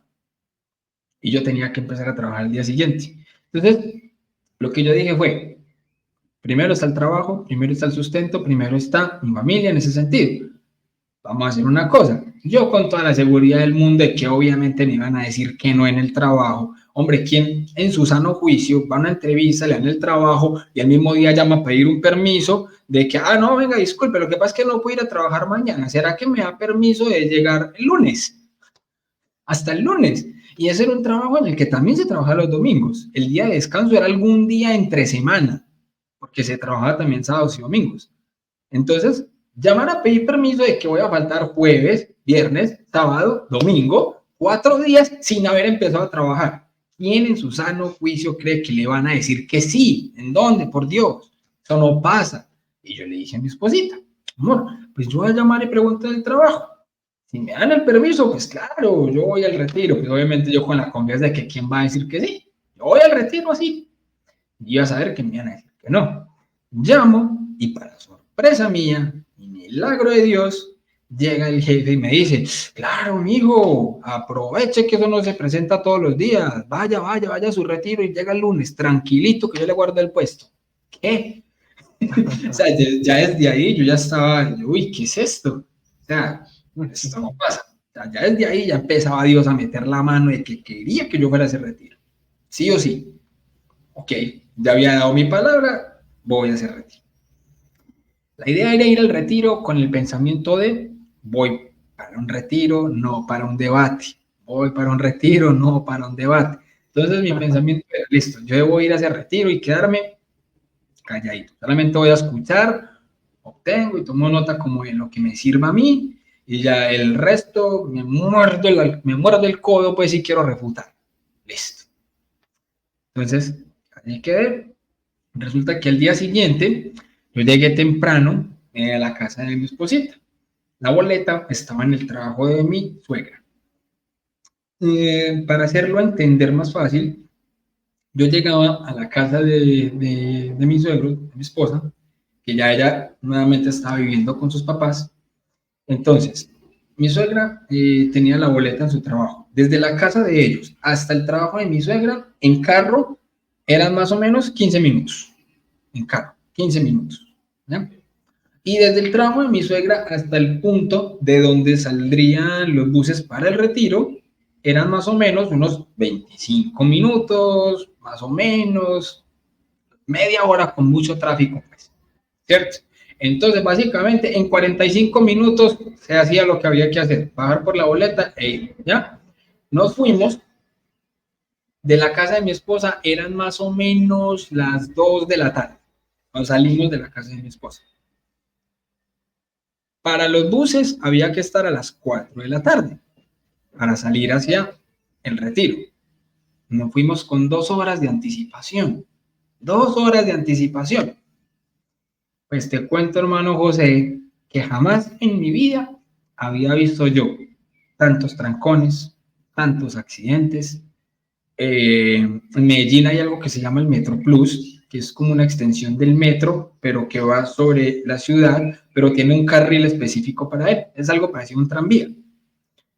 Pues había uno de esos salido del carril y generando un tráfico impresionante. Jamás había visto eso. Retenes de la policía por montones. Jamás en mi vida había visto yo tantas cosas. Mientras el proceso de ir por la boleta y llegar hasta el retiro fueron las 8 de la noche. Saliendo a las 2, llegaron a las 8 de la noche. Y me esperó un bus porque mi suegra llamó a decir que me esperaran. Y me quisieron esperar. Y era un bus donde iban los últimos misioneros que iban para allá. Entonces yo me fui en un bus en el que se fueron haciendo el rosario todo el camino. Y yo entré y yo, ay, si hacía esa la ida, cómo era la venida, por Dios. ¿Cierto? Bueno, por Dios. Entonces, el hecho es que yo me fui con audífonos, escuchando mi música durante el camino mientras los misioneros rezaban. De hecho, varios de los misioneros que habían en ese momento en el bus hoy son muy buenos amigos míos. Entonces, llegué al retiro. Y en ese retiro, yo no quise comer. Esta anécdota siempre yo la cuento, hombre, con gracia, pero pues ese día sí, yo me arrepiento. Porque yo fui el único que no comí esa primera noche. Esa primera noche yo no comí porque yo era de los que pensaba que a la comida le echaban algo. Que muchas de las supuestas conversiones que se daban de muchas personas que habían tenido X vida, lo que sea, iban a un retiro y ya es que vuelven conversos. Mira, eso le echan algo a la comida, la hipnosis existe, algo, un lavado de cerebro, una lobotomía, no sé yo, pero algo le echan a la comida y de ahí es donde parte todo. Yo no como. Esa primera noche yo no comí. Me arrepiento porque qué comida tan deliciosa, ya después cuando vea así ya la comí, obviamente. Luego de esa comida, pues que yo me quedé sin comer, iba a ser como una bienvenida y unas primeras charlas antes de. Y resulta que la primera charla se llamaba ¿Soberbio yo? Me pregunta, ¿soberbio yo? Charla definitivamente hecha para mí, aunque en el retiro habíamos 100, 150 personas alrededor. Pero esa charla fue hecha para mí. Y la charla la inició un muy buen amigo mío hoy en día, que en ese momento, pues, como misionero de la comunidad Lazos de Amor Mariano, inició. Y fue dando una frase de San Agustín, diciendo, nadie ama lo que no conoce.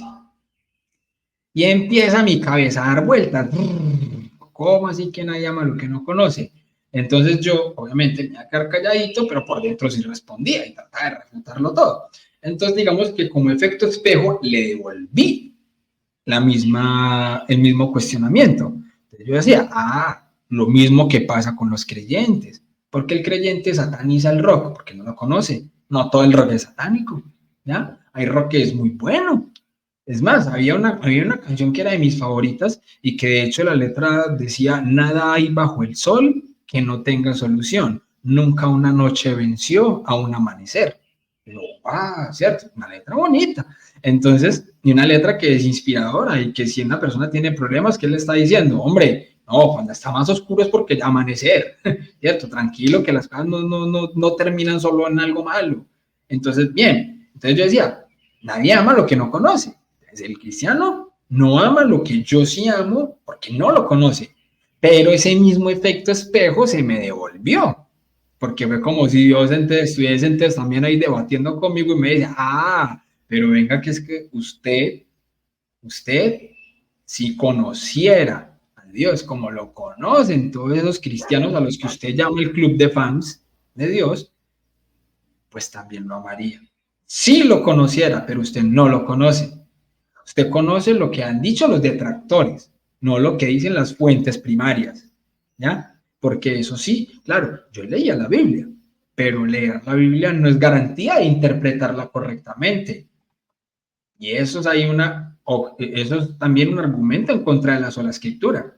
Yo como ateo leí la Biblia 3 veces. Si el Espíritu Santo me hubiera inspirado a mí a leer las escrituras, pues me hubiera hecho protestante, no católico en el momento en el que me hice católico, ¿ya? Pero yo leía, por ejemplo, Sabiduría 2.2, y yo con ese versículo, con Sabiduría 2.2, decía que venimos del azar, que de hecho lo dice textual, del azar venimos, ¿ya? El problema es no leer el versículo 1. Los necios argumentan así en su corazón y empieza la lista de las cosas que argumentan los necios. Entonces, el versículo 2 dice que venimos del azar, ¿sí o no? Pero claro, un texto fuera de contexto es un pretexto. Lo mismo que dice Salmos 11.1, Dios no existe. ¿Pero Dios no existe qué? Dios no existe, le dice el necio a su corazón. ¿Sí? Entonces es muy diferente cuando yo solamente cojo un pedacito de las escrituras. Yo como ateo cogía lo que yo quería coger de las escrituras para discutir con el creyente. Entonces ahí está su sola escritura. Yo no puedo basarme solo en la Biblia, necesito el maestro que me enseñe cómo se interpreta o que me indique, esto se interpreta así, se interpreta así. El magisterio, por eso es tan impresionante y tan hermoso nuestra Santa Iglesia Católica y la Santa Tradición, que es cómo lo han creído esto los cristianos desde toda la historia, ¿ya? No, el cristianismo no empezó ayer, no empezó antier, ¿ya? Entonces, por eso es que es tan importante nuestro tripié de escritura, tradición y magisterio. Entonces, claro, nadie ama lo que no conoce. Entonces, yo no conozco a Dios como lo conocen los cristianos, por eso no lo amo. Y llegó mi amigo Fausto, que era el misionero en ese momento, y sacó otra, reten a Dios. Y yo por dentro, yo reten a Dios, oigan a este. Yo llevo retándolo casi toda mi vida y no ha pasado nada. Pero en el momento en el que él dijo eso, y yo pensé eso, él continuó y dijo, reten a Dios, pero rétenlo con humildad. Es la única manera en la que Dios se deja retar. Y yo, esa es exactamente la única manera en la que yo me retaba a Dios. ¿Por qué? Porque si algo tenía yo grande en mi vida era la soberbia. Y como bien dice también San Agustín, la soberbia es estar inflado, ¿ya? Es estar inflado. Y lo que está inflado no es grande, simplemente está hinchado. Y eso que está hinchado se desinfla con un pinchazo. Y a mí en ese retiro me desinflaron toda esa soberbia que yo tenía. ¿Por qué? Porque claro, háblele a Dios con humildad Y él puso un ejemplo muy gracioso, pero que obviamente es muy claro. Él decía, si uno bien flaco, bien escuálido, pretende irle a decir, por ejemplo, a Mike Tyson, boxeador profesional, peso completo, véngase pues que yo soy capaz con usted y le voy a romper la cara. ¿Qué va a hacer Mike Tyson? Para demostrarle que eso que usted está diciendo es mentiras, lo va a sembrar de un puñetazo que la mera mano de él mide más que sus 2 pies juntos. Pues no, cuando mucho Mike Tyson lo que hará es poner la mano en el hombro, ay, bueno, mijito, qué pecado, ¿cierto? ¿Qué pretende uno, pobre flaquito, escuálido, contra Dios? Pobre humanito, es que es Dios. Entonces, retar a Dios no se puede. Yo era de los que decía, a ver, Dios, ya está Dios, máteme. Uy, sigo vivo, soy más que Dios. O sea, así de ridículo era lo que hacía yo, ¿ya? Retando a Dios de esa manera. Dios, cuando mucho, qué pesar de este hijito perdido, qué pesar de esta ovejita perdida, ¿ya? De hecho, yo creo que solo los que nos ha tocado ser esa oveja perdida somos los que más entendemos esa parábola, de dejar la 100 por ir por la perdida. Entonces, cuando Fausto dijo eso, de que hay que retar a Dios con humildad, yo dije, yo tengo que hacer eso porque si yo regreso y yo cuento que yo no lo hice, me van a decir, es que eso fue lo que le faltó. ¿Vio? Como no hizo eso, por eso no se convirtió. Entonces, a mí me retaban y para mí un reto era, ¿cierto? Me retan y entonces, claro, era un reto de una manera que yo no lo había hecho y lo hice. Yo, ok, voy a cometer suicidio intelectual y voy a hablarle a Dios. Entonces, mentalmente, empecé a hablarle, bueno, Dios, digamos que ya hay un paso adelante y es estar aquí. Ya estoy aquí, Dios, ok. Muéstrame que en realidad tú eres eso que dicen los cristianos que eres y no lo que yo he aprendido, incluso de lo que he leído que tú eres. Demuéstrame que no eres ese Dios malo que yo he aprendido que eres. Muéstrame que en realidad eres ese Dios bueno y amoroso del que me han hablado. ¿Te acuerdas, hermano, cuando yo te dije que abrí una puerta grande cuando conocí el amor con mi esposa? Así es. Dios es amor. Es imposible conocer el amor de Dios si yo primero no he experimentado el amor de verdad. Entonces, para mí hubiese sido imposible una conversión antes de mi esposa, así me hubiesen dado todos los argumentos. Porque faltaba el más importante de todos, el amor. Y ese es el argumento que yo les quería decir a ustedes, los que están del otro lado. Que tengo un hijo, un familiar, un amigo, un compañero, que estoy tratando de que se convierta. Ya le he dado todos los argumentos, le he puesto todos los videos del padre Luis Toro, le he puesto todos los videos de Dante Urbina y nada que se convierte. Quizás cuánto amor te falta. Porque es que la mejor evangelización empieza por el amor. ¿Ya? Y yo me da culpa a mí mismo.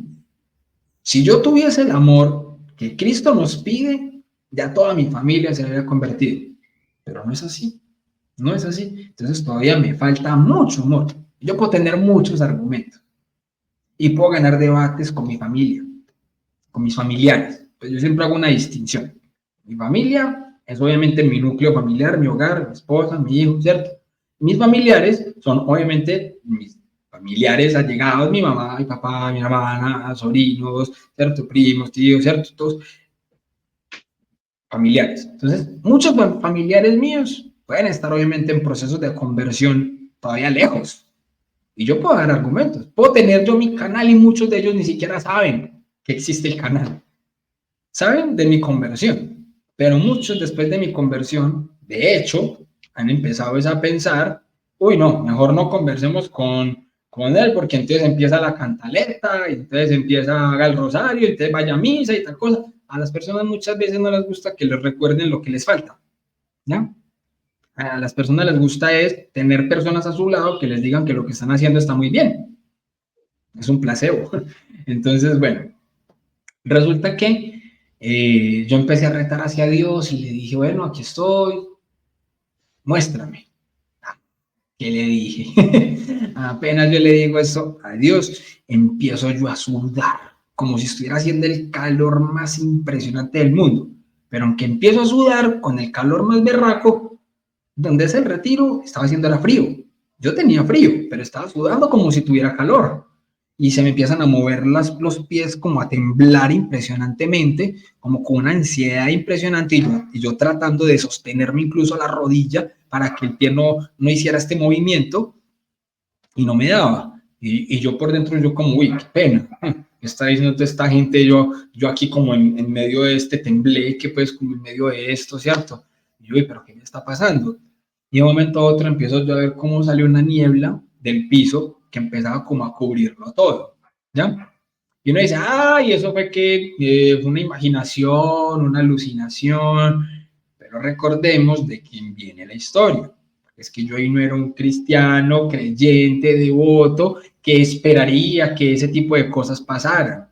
Para nada, en absoluto. Yo estaba simplemente retando a Dios y esperando que se me demostrara, pero con argumentos, no con este tipo de hechos sobrenaturales. O sea, eso era lo que yo menos hubiera esperado. Yo esperaba que se me demostrara eso con argumentos, que de hecho me parecía que podía haberlos obtenido del misionero que estaba parado enfrente mío exponiendo, porque empezó a explicar las frases que él decía, no solo de San Agustín, también empezó a explicar frases del Padre Pío de Pietrelcina, de otros santos, explicando sobre el tema de la soberbia. Y a mí me gustó cómo lo explicaba, porque era de las primeras personas que yo veía que explicaba dando razones de lo que estaba diciendo. No era un simple sí porque sí, como ya era común en mis conversaciones con otros. Por eso me gustó. Entonces yo esperé que yo, bueno, que vamos a ver si es que me van a dar argumentos, pero no, empezó a ocurrir lo que yo estoy diciendo. ¿Y es una revelación privada? Sí, por eso, una revelación privada le sirve al que le pasó. Que a otras personas más allá de cuando yo cuento el testimonio, si lo que yo estoy diciendo le sirve para incrementar su fe, bendito sea Dios y amén. Pero si una persona va a decir, yo no le creo lo que está diciendo, también, porque es que la iglesia no obliga a nadie a creer en revelaciones privadas. Punto. Así de sencillo. Es más, a mí eso que me pasó no fue lo que me dio a mí la conversión. Eso fue simplemente lo que me motivó a continuar el proceso en el retiro. Pero eso no fue lo que me convirtió, porque mi soberbia era gigante. Tan gigante que en el momento que empezó esa niebla y tapó todo, yo simplemente empecé a tratar de darle respuestas y explicaciones materiales a lo que me estaba ocurriendo. Pensé, y yo, no me le echaron nada a la comida porque yo no comí, ¿recuerdan? Fui el único que no comí, entonces a mí no me le echaron nada para tener alucinaciones. Y no era hambre, porque antes de ir al retiro yo comí bien, precisamente porque yo iba con la idea de no voy a comer, con lo que yo entendía. Entonces yo comí bien, no comí allá. Aunque estaba haciendo frío por fuera, no era un efecto de frío, o si no, entonces todos lo estaríamos sufriendo, era un frío aguantable, normalito, ¿ya? La sugestión que yo estaba teniendo no era de que podía ocurrir algo así, porque de hecho, como lo acabo de decir, no era lo que yo esperaba que pasara, yo estaba esperando era argumentos. Entonces, ese hecho no tenía absolutamente nada que ver con el contexto que estaba ocurriendo, ni emocional, ni natural, ni biológico. Yo empecé a dar todas esas explicaciones racionales en ese momento mientras ocurría eso. Y durante todo ese proceso, se me aparece enfrente a mí la Virgen María, la mamá, con una mirada de amor impresionante. De hecho, fue la vocación de la medalla milagrosa. Yo vine a entender eso después de que entendía las vocaciones, porque incluso con todo lo que yo conocía, era tanta mi ignorancia que yo era de los que pensaba que la iglesia tenía un montón de vírgenes. Yo no entendía el tema de las advocaciones, de que fuera la misma Virgen María en diferentes advocaciones. Para mí eran un montón de vírgenes, ¿ya? Entonces, yo vi la advocación de la medalla milagrosa, también la tengo, ¿ya? Esa fue la advocación que yo vi frente mío. Y resulta que en el momento en el que yo la vi, yo sentí que de ella habían unas palabras hacia mí, aunque ella no moduló su voz, pero yo lo sentía hacia adentro. O sea, era como que su pensamiento, lo que me estaba queriendo decir, me lo plasmó en mi ser, para yo entender que me estaba diciendo, hijito, te estábamos esperando. Entonces, así que yo lo que pensé, yo, uy, me morí. O sea, que era verdad. Y yo, no, estoy muerto, estoy aquí. O sea, vuelvo otra vez como al punto. Entonces, fíjense, hay muchas personas que pensarían, uy, qué belleza, qué bonito, yo también quisiera una experiencia así con la Virgen María. Y yo, que la estaba teniendo, la estaba desaprovechando por mi gran soberbia. No podría decir, es que cualquiera que se le aparezca a la Virgen María ya se va a convertir, eso no importa el que sea, ya se va a convertir. Pues no, pues no. A mí sí me sirvió, claro, pero como motivación. Porque en el momento en el que yo estaba tratando de dar explicaciones a lo que estaba pasando con la mamá enfrente y con todo, prácticamente casi que haciéndome así, claro, pasa un momento y ya desaparece todo. Desaparece la niebla, desaparece la Virgen María. Tanto es así ese momento, ese momento que yo estaba viviendo fuera de esa realidad material, que ya había otro misionero dando charla. El misionero que estaba dando la charla antes, Fausto, el amigo mío, ya había terminado. Y yo, ¿qué? Yo, uy, y no es que me haya quedado dormido, porque si no me lo hubieran confirmado los que yo tenía al lado. ¿Ya? O sea, yo traté de confirmar todo. Y esas son algunas de las cosas que, por ejemplo, en otros momentos de testimonio no he dicho. Yo confirmé con las personas que tenía. O sea, obviamente uno hace conocidos y dialoga con gente. Tampoco fue como que llegó el súper raro que con nadie hablaba en el retiro, no. Claro, yo hablaba con la gente, normal. De hecho, yo siempre he sido muy social, muy sociable. Entonces, así no vaya a hablar como de ateísmo, de religión, lo que sea, también podía hablar de muchos otros temas. Y de hecho, así lo estaba haciendo. Incluso, yo fumaba muchísimo. Y al retiro yo llevé cigarrillos. Y más de uno allá fumaba y no llevo cigarrillos. Entonces, yo también compartía ya cigarrillos, conversaciones y eso. ¿A vos quién te invita al retiro? A mí, tal persona. Yo estoy aquí en el retiro porque tengo problemas con las drogas. Tengo problemas por mi matrimonio, estoy alejado hace mucho tiempo, incluso conversé mucho con un testigo de Jehová que había allá, un retiro con un testigo de Jehová, y él me explicaba lo que él pensaba y que su esposa, que era católica, era la quien lo había invitado a que fuera al retiro, y que él la iba a invitar a ella, entonces ya a un culto de ellos, entonces que dependiendo del que se convenciera, entonces era el que iba a invitar al otro allá, entonces una cuestión ahí fuerte, entonces yo confirmé todo. Yo no me quedé dormido en ese momento. Para las personas ahí, yo estaba solamente concentrado mirando la charla, mientras yo estaba viviendo todo eso que yo estaba viviendo allí. Entonces, yo lo que hice fue pararme de la silla e ir a buscar al misionero, y a buscar a Faust. Cuando fui a buscarlo, lo encontré. En el momento en el que lo encuentro, le cuento todo lo que me estaba pasando y quién en realidad era yo. Hasta ahí llegó esa convicción de voy para un retiro, no para un debate. Yo no, hasta ahí. Ya con esto se acabó el silencio, ahora sí tengo que hablar. Qué pena, pero ya.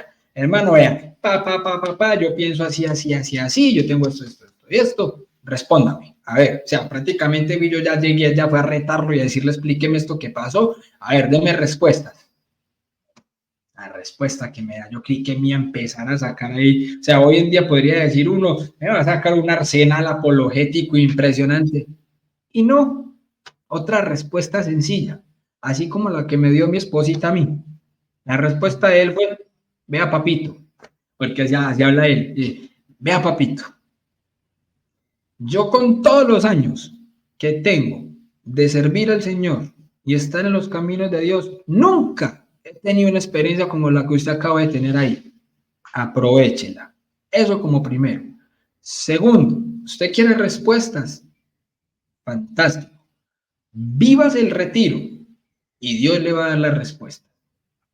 Vívaselo, pero hay que vivir el retiro, o sea, no es simplemente estar por estar, hay que vivirlo.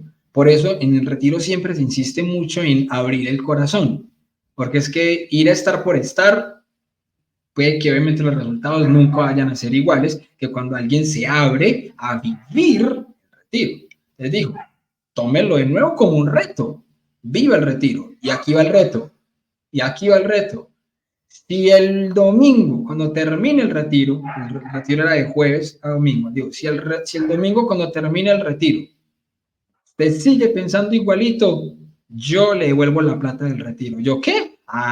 Bueno, ya estamos hablando incluso hasta de plata. Venga pues, hágale que ese reto sin vele mío. Ya habían incluso más motivos. O sea, sin incluso esa motivación de le devuelvo la plata si sigue siendo ateo. Incluso esa motivación. yo hubiese vivido también entonces el retiro, porque ya lo que había acabado de vivir me generó una curiosidad impresionante, ¿ya? Yo, ok, está pasando algo que si lo cuento a otro Teo no me va a creer, y que de hecho hay muchas personas que hoy en día no lo creen. Bueno, bendito sea el Señor. Por lo menos creen en el Evangelio, creen en la Santísima Eucaristía, que para eso sí hay argumento, ¿ya? El único argumento que yo tengo de lo que a mí me pasó es mi palabra. Punto. Entonces, ahora, el reto fue, mi hermano, vivas el retiro. Y yo, ok, voy a vivirlo. ¿Qué quiere decir vivirlo? Todas las actividades que digan, vamos a hacer esto, vamos a hacer esto. No es que yo voy a ver cómo viven el retiro, no, voy a vivir el retiro. Entonces, claro, había una actividad donde había que arrodillarse frente a la cruz y pedirle perdón al Señor, no al pedazo de madera que había allí, sino a lo que representa. Entonces era arrodillarse pensando que estábamos ahí en el Calvario, ante la cruz de nuestro Señor, y pedirle perdón allí a Cristo crucificado, viéndolo allí, escarnecido, aporreado, maltratado, y pedirle perdón. Yo no quería ir. Yo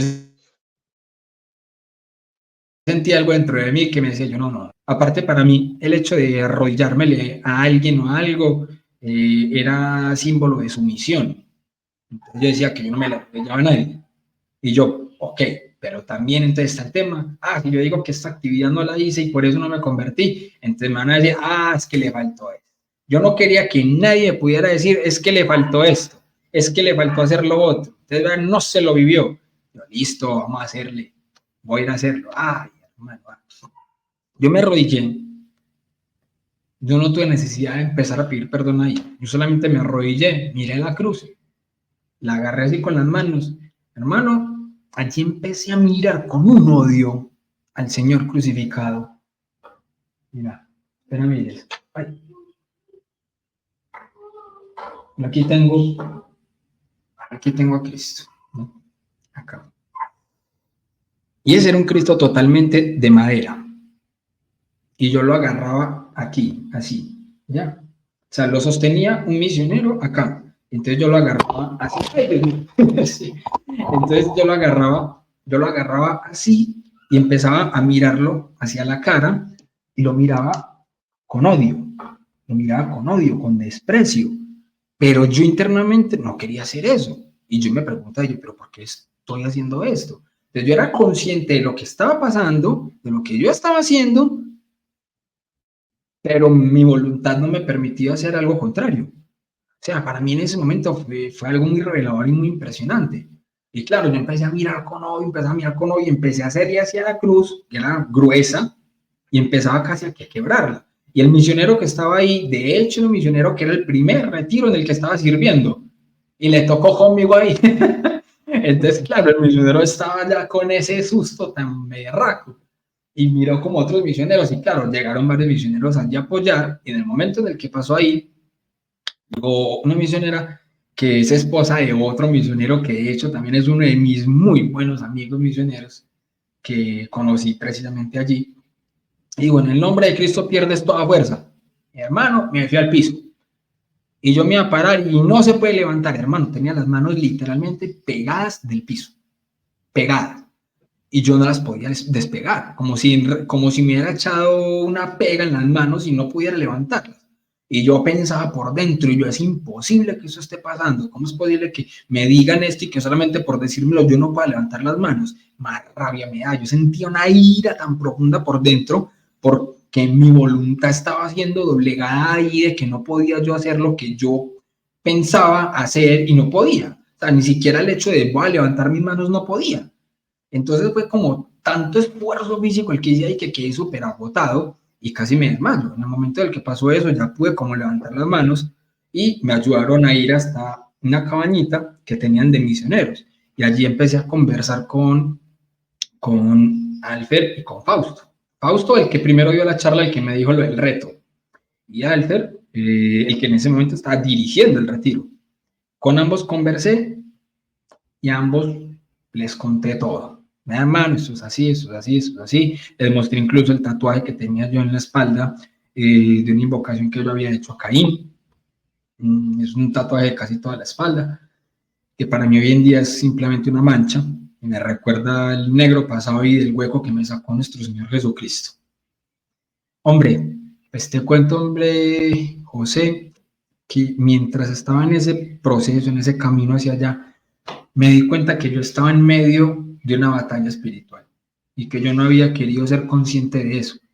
Me di cuenta que en realidad ahí había una batalla por mi alma y que yo ya no podía ser neutral, ya no podía ser el que decía ni con el uno ni con el otro. Yo ahí decidí que ya tenía que elegir un bando.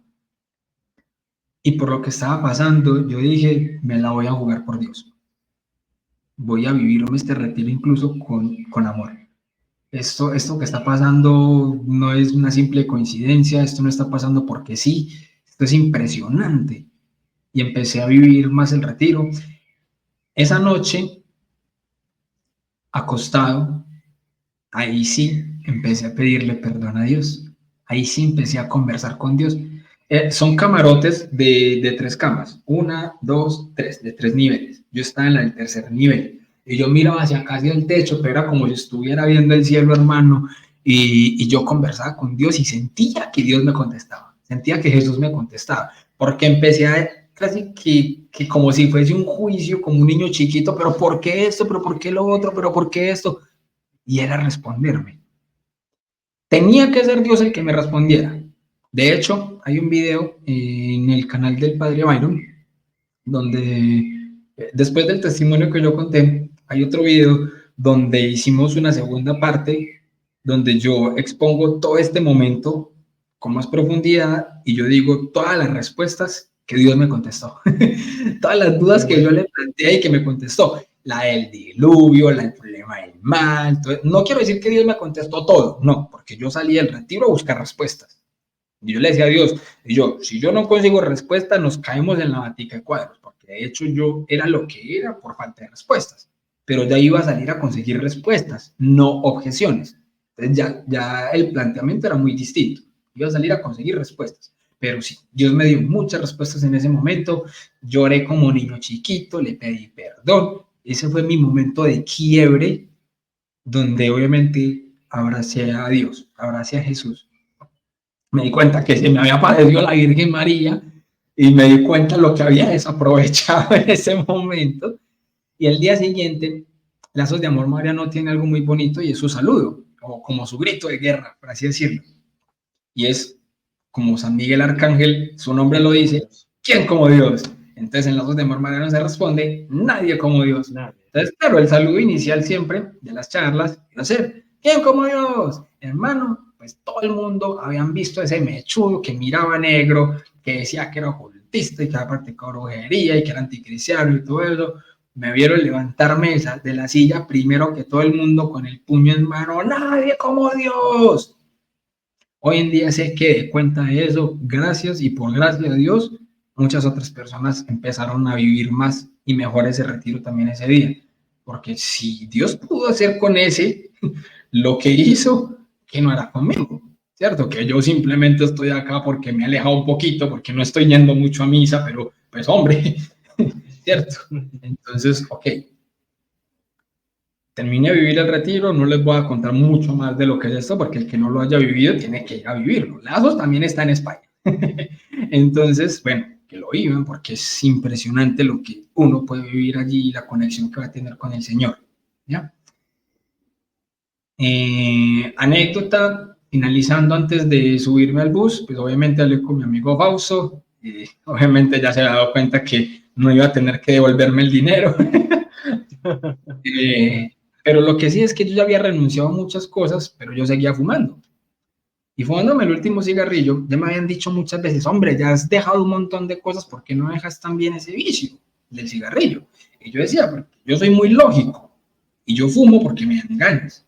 Yo no fumaría si no me dieran ganas. Pues, obviamente la nicotina va a la sangre, y me dan ganas. Yo ya había dejado una vez el cigarrillo casi un año, pero yo era muy hincha de Nacional, este equipo de fútbol aquí en Colombia, y una vez una final, penalti, si no fui capaz de aguantarme, y otra vez, hermano, era con el que apagaba, o sea, prendía uno con el otro que estaba acabando, entonces era otra vez. Entonces, ella ya está fumándome el último cigarrillo antes de subirnos al bus de regreso. Y yo dije, ok, vamos a hacer un trato, Señor. Entonces, ahí empecé yo a hablar con Jesús, otra vez. Ya me estaba gustando eso de hablar con Dios. Entonces yo, bueno, hagamos un trato, pues. Yo no soy capaz de dejar el cigarrillo. Tú lo sabes todo. Sabes que a mí, porque me dan ganas, yo fumo. Hagamos un trato. Quítame las ganas.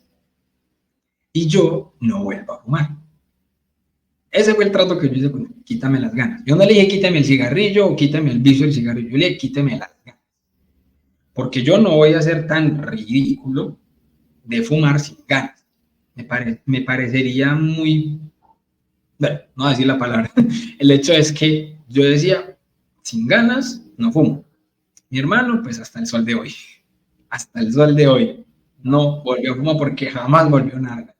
Entonces fue un trato que yo hice con Dios y no volvió a fumar. Pero no porque yo dijera dejé el cigarrillo. No. Mi Jesús me quitó las ganas de fumar y yo dejé de fumar. Simplemente no me volvieron a dar ganas y yo actué por pura coherencia lógica. No volví a fumar porque no me dieron ganas. Punto. Así de sencillo. Otro milagro más del Señor ahí. Volví a Medellín y bueno, mi hermano, ahí empezó también otro proceso impresionante que es el proceso de consagración, que es otro antes y después.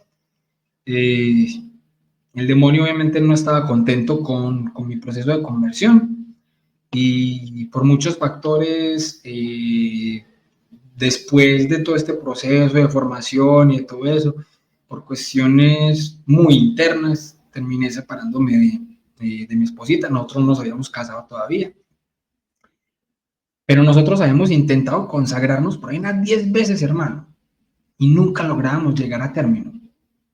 Nosotros cuando nos separamos, yo creo que eso fue también producto del no haber vivido un noviazgo en Dios, un noviazgo bien vivido. O sea, nosotros salimos del retiro y listo, empezamos a vivir un noviazgo en castidad, como lo manda el Señor. O sea, de ahí tomar radicalmente la decisión.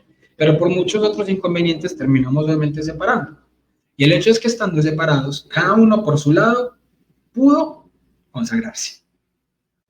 Y no fue sino consagrarnos para otra vez empezar a vivir con un noviazgo, hermano, tan bonito, tan en Dios, que hoy en día, por gracia del Señor, pudimos casarnos, somos una familia, un hogar constituido, los tres consagrados. Como te dije incluso para la cámara, la autora intelectual del retiro espiritual que vamos a vivir en Enfoca tu Fe es mi esposa, ella fue la que se le ocurrió. Entonces, somos un equipo. La gente a veces simplemente lo ve a uno aquí detrás de la cámara y esto. Pero si no fuera por el apoyo de mi esposa, yo no podría estar haciendo esto. Entonces, y de mi hijo, ¿cierto? Entonces, bueno, bendito sea el Señor. Nada, mi hermano, yo creo que es como el resumen práctico hasta el día de hoy. Y bueno, por gracia del Señor, tanto y tantas personas que quizás de alguna manera les afecté en su vida en el pasado por mis ideas, por mi ateísmo, por todo lo que yo hice, creo que Enfoca tu Fe también es pues como una manera pequeña y humilde de retribuir un poco eso y de poder ayudarle a otros con argumentos y convivencias, testimonios de otras personas que también han tenido experiencias difíciles fuera del Señor. Entonces, esto también obviamente puede ayudar de alguna manera y este retiro también va a ser como una confirmación de esto, ¿no? Seguro que sí, hermano. No sé cómo calificar este testimonio porque, sinceramente, es precioso, ¿no? Como esa concatenación de eventos, ¿no? Su esposa actual, nuestra Madre del Cielo, ese retiro, ¿no? Es como si pareciera como si el Señor ya tuviera un plan, ¿no? Con nuestro hermano, ¿no? Porque si lo hemos visto, el vídeo desde el principio, pues hemos visto cómo la vida de nuestro hermano, pues a la cual tenemos que agradecerle muchísimo a Dios por la vida de William, vemos que todo comienza como un milagro. Nos ha contado el hermano desde el comienzo esa bala perdida, ¿no? Que iba dirigida a otra persona, pero lamentablemente, pues, falleció una persona y dio a nuestro hermano y también a su papá. y esas diosidencias que ocurren a veces, ¿verdad? Ese plan trazado por Dios muy bellamente, ¿no? Pues ese médico pues, fue el mismo que atendió a nuestro hermano. Si alguien cree que todo eso son casualidades, sí, porque han habido unas probabilidades que sí, que han resultado al final que nuestro hermano... No. Aquí hay un plan de amor, vamos a llamarlo así, un plan de amor dirigido por un gran jefe de orquesta que está allá arriba, ¿no? Y, cómo no, nuestra Madre del Cielo, ¿no? Que es la que nos acerca a su Hijo, ¿verdad? Como aquel dicho precioso, a ver si no meto la pata, María es el templo de Dios, pero no es el Dios del templo, ¿no?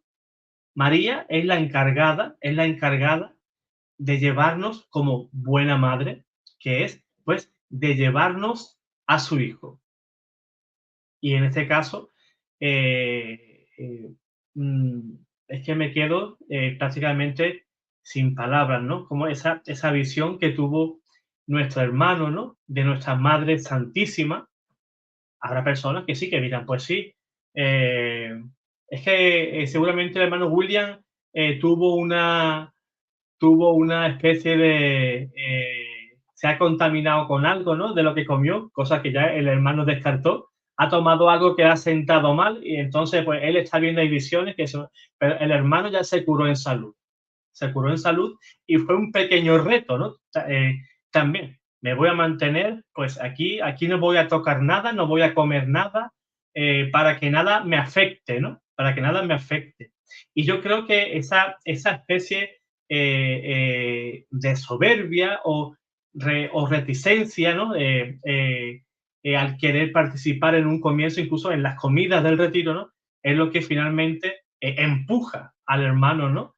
A esa conversión y esa experiencia tan preciosa que ya la quisiéramos, pues, muchos de nosotros, ¿no? El ver a nuestra Madre Santísima, que un día, Dios quiera, ¿no? Pues la podremos, pues, ver cara a cara allá arriba en el cielo. Hermano William, me quedo totalmente lleno de su experiencia, me quedo lleno también del amor de Dios, me quedo lleno de nuestra Madre del Cielo, me quedo esa experiencia que acaba de contar muy dentro de mi corazón, precioso. Yo espero que esta experiencia pues ayude muchísimo a hermanos que por desconocimiento, por soberbia, por simplemente porque se han querido pues alejar de Dios, porque a veces nuestra vida no ha ido como queríamos, ¿no? Y pensamos que tenemos que echarle la culpa a alguien y ese alguien nunca somos nosotros, sino que siempre es Dios, ¿no? El que comete los errores, el que no me guía, el que hace que me caiga, etcétera, ¿no? Pues, hermano William, me gustaría que dijera algunas palabras, pues, a nuestros hermanos a modo de despedida y, por supuesto, que están todos invitados al retiro de nuestro hermano en el canal Enfoca tu Fe, que aquí, como veis, debajo del nombre del hermano aparece el nombre del canal, para que no caigamos a errores. Claro que sí, mi hermano. Bueno, nada, decirle a los hermanos que podemos caer en dos extremos fácilmente. Podemos caer en el extremo del fideísmo o podemos caer en un extremo de racionalismo. Si de pronto podemos estar cayendo en un extremo de fideísmo, hay que atajarlo, hay que poner mucho cuidado porque eso nos puede convertir en soberbios espirituales. Y de hecho la soberbia espiritual es más grave que la soberbia secular, porque la soberbia espiritual nos hace creernos más santos que los demás. Pensar que nosotros ya tenemos ganado el cielo y que los demás entonces si no viven la fe como yo la vivo, entonces van a condenar, ¿no? Entonces, pero muchas veces ni siquiera damos razones del por qué creemos como creemos o por qué creemos lo que creemos. Entonces eso se convierte en un fideísmo, en una fe de un simple sí porque sí o un simple no porque no. Entonces, Si estamos viviendo ese momento, esa circunstancia en nuestra vida, hagamos un alto en el camino y empecemos a ver que debemos formarnos, formar nuestra fe, saber por qué creemos lo que creemos y darnos cuenta que hay muchos mártires que dieron su vida, de hecho, por defender eso en lo que creían, ¿ya? Pero que aún así también ayudaron a muchos a alcanzar la conversión, sin juzgar sus vidas, sino con el ejemplo, mostrando el amor de nuestro Señor Jesucristo. Con el ejemplo y con razones, con la lógica y con la fe. Entonces no hay que desligarlo, pero tampoco caer en un extremo de racionalismo que nos haga conocer y conocer demasiado, al punto que descuidamos nuestra vida espiritual.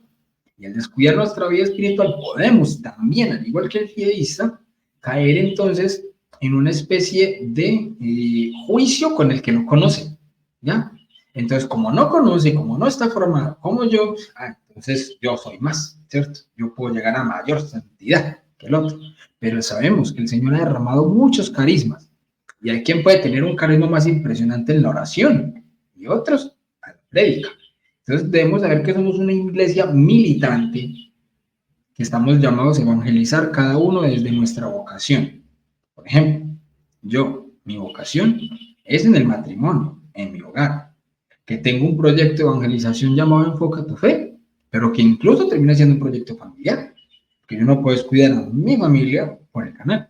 Entonces debe ser en momentos en los que el Señor permita que esto se pueda dar, ¿sí o no? Entonces, es hallar esa balanza que, como bien decía mi amigo San Agustín, y por eso es que yo lo llamo mi gran amigo, porque para mí San Agustín ha sido como mi maestro espiritual. Y muchas de sus frases, de sus dichos, de lo que él enseñaba, a mí me han ayudado mucho. Porque yo pienso, hombre, un pecador arraigado en su pasado. Y llegó a ser doctor de la iglesia. Entonces yo también pienso, bueno, a su ejemplo, si él puede, yo puedo. Es difícil, pero pues obviamente la meta es alta. Eso no tiene que caminar por allí. Y San Agustín decía, reza como si todo dependiera de Dios, pero trabaja como si todo dependiera de ti. Entonces, claro, igual esto también lo vino a decir luego en San Benito, en su frase, ora et labora, ¿cierto? Entonces muchos santos ya también lo han dicho. Oración, formación, que ese trabajo del que hablaba San Agustín no solamente es el trabajo secular el que estamos llamados para el sustento, sino también ese trabajar por nuestra formación, trabajar por nuestra vida espiritual, trabajar por nuestra salvación, ¿ya? No solo creer. El diablo cree y tiembla. Al diablo le falta es creerle. Una cosa es creer en Dios, otra cosa es creerle a Dios. Y cuando le creemos a Dios, pues caminamos por el camino de Dios. Caminar por el camino de Dios, como dice Jesús, si me amas, sigue mis mandamientos. Y entre sus mandamientos, pues, hombre, está el hecho de vayan a todas las gentes y enséñenles lo que yo les he enseñado. Y entre eso está, obviamente, lo que nos enseñaba San Pablo en 1 Timoteo 3:15, que la iglesia es la columna y el soporte de la verdad. En Lucas 10:16, el que a ustedes escucha, pues a mí escucha. Entonces, por eso las palabras que dice nuestra Santa Iglesia en los momentos de infalibilidad son palabra de Dios también, no solo lo que dice la Santa Biblia. Entonces, bien, mis hermanos, invitados a que podamos tener una buena formación, una buena espiritualidad, pero todo esto tiene que estar enmarcado en nuestro ejemplo con el amor. Si no hay amor en lo que hacemos, es muy difícil. Y por eso también vuelvo y cito a San Agustín, ama y haz lo que quieras. Muchas gracias. Así es, mi hermano. Muy agradecido por su tiempo, hermano, por querer dar el testimonio en el canal que yo deseaba desde hace mucho tiempo, que estuviera en el canal, como le dije antes, y espero únicamente que sirva, ¿no? Que sirva a los hermanos para que dejen la soberbia, que dejen de experimentar cosas extrañas, ¿verdad? Que están en contra de lo que desea realmente Dios de nosotros y de nuestras vidas. Y por nuestra parte, pues queda todo dicho. Muchísimas gracias, hermano. William, muy agradecido y despedirnos, pues, hasta el próximo video. No se olviden de compartir, dar like y, por supuesto, también, como hemos dicho al comienzo, de suscribirse al canal Enfoca tu Fe y apoyar a nuestro hermano William en su camino de evangelización. Dios os guarde, Dios os bendiga. Amén.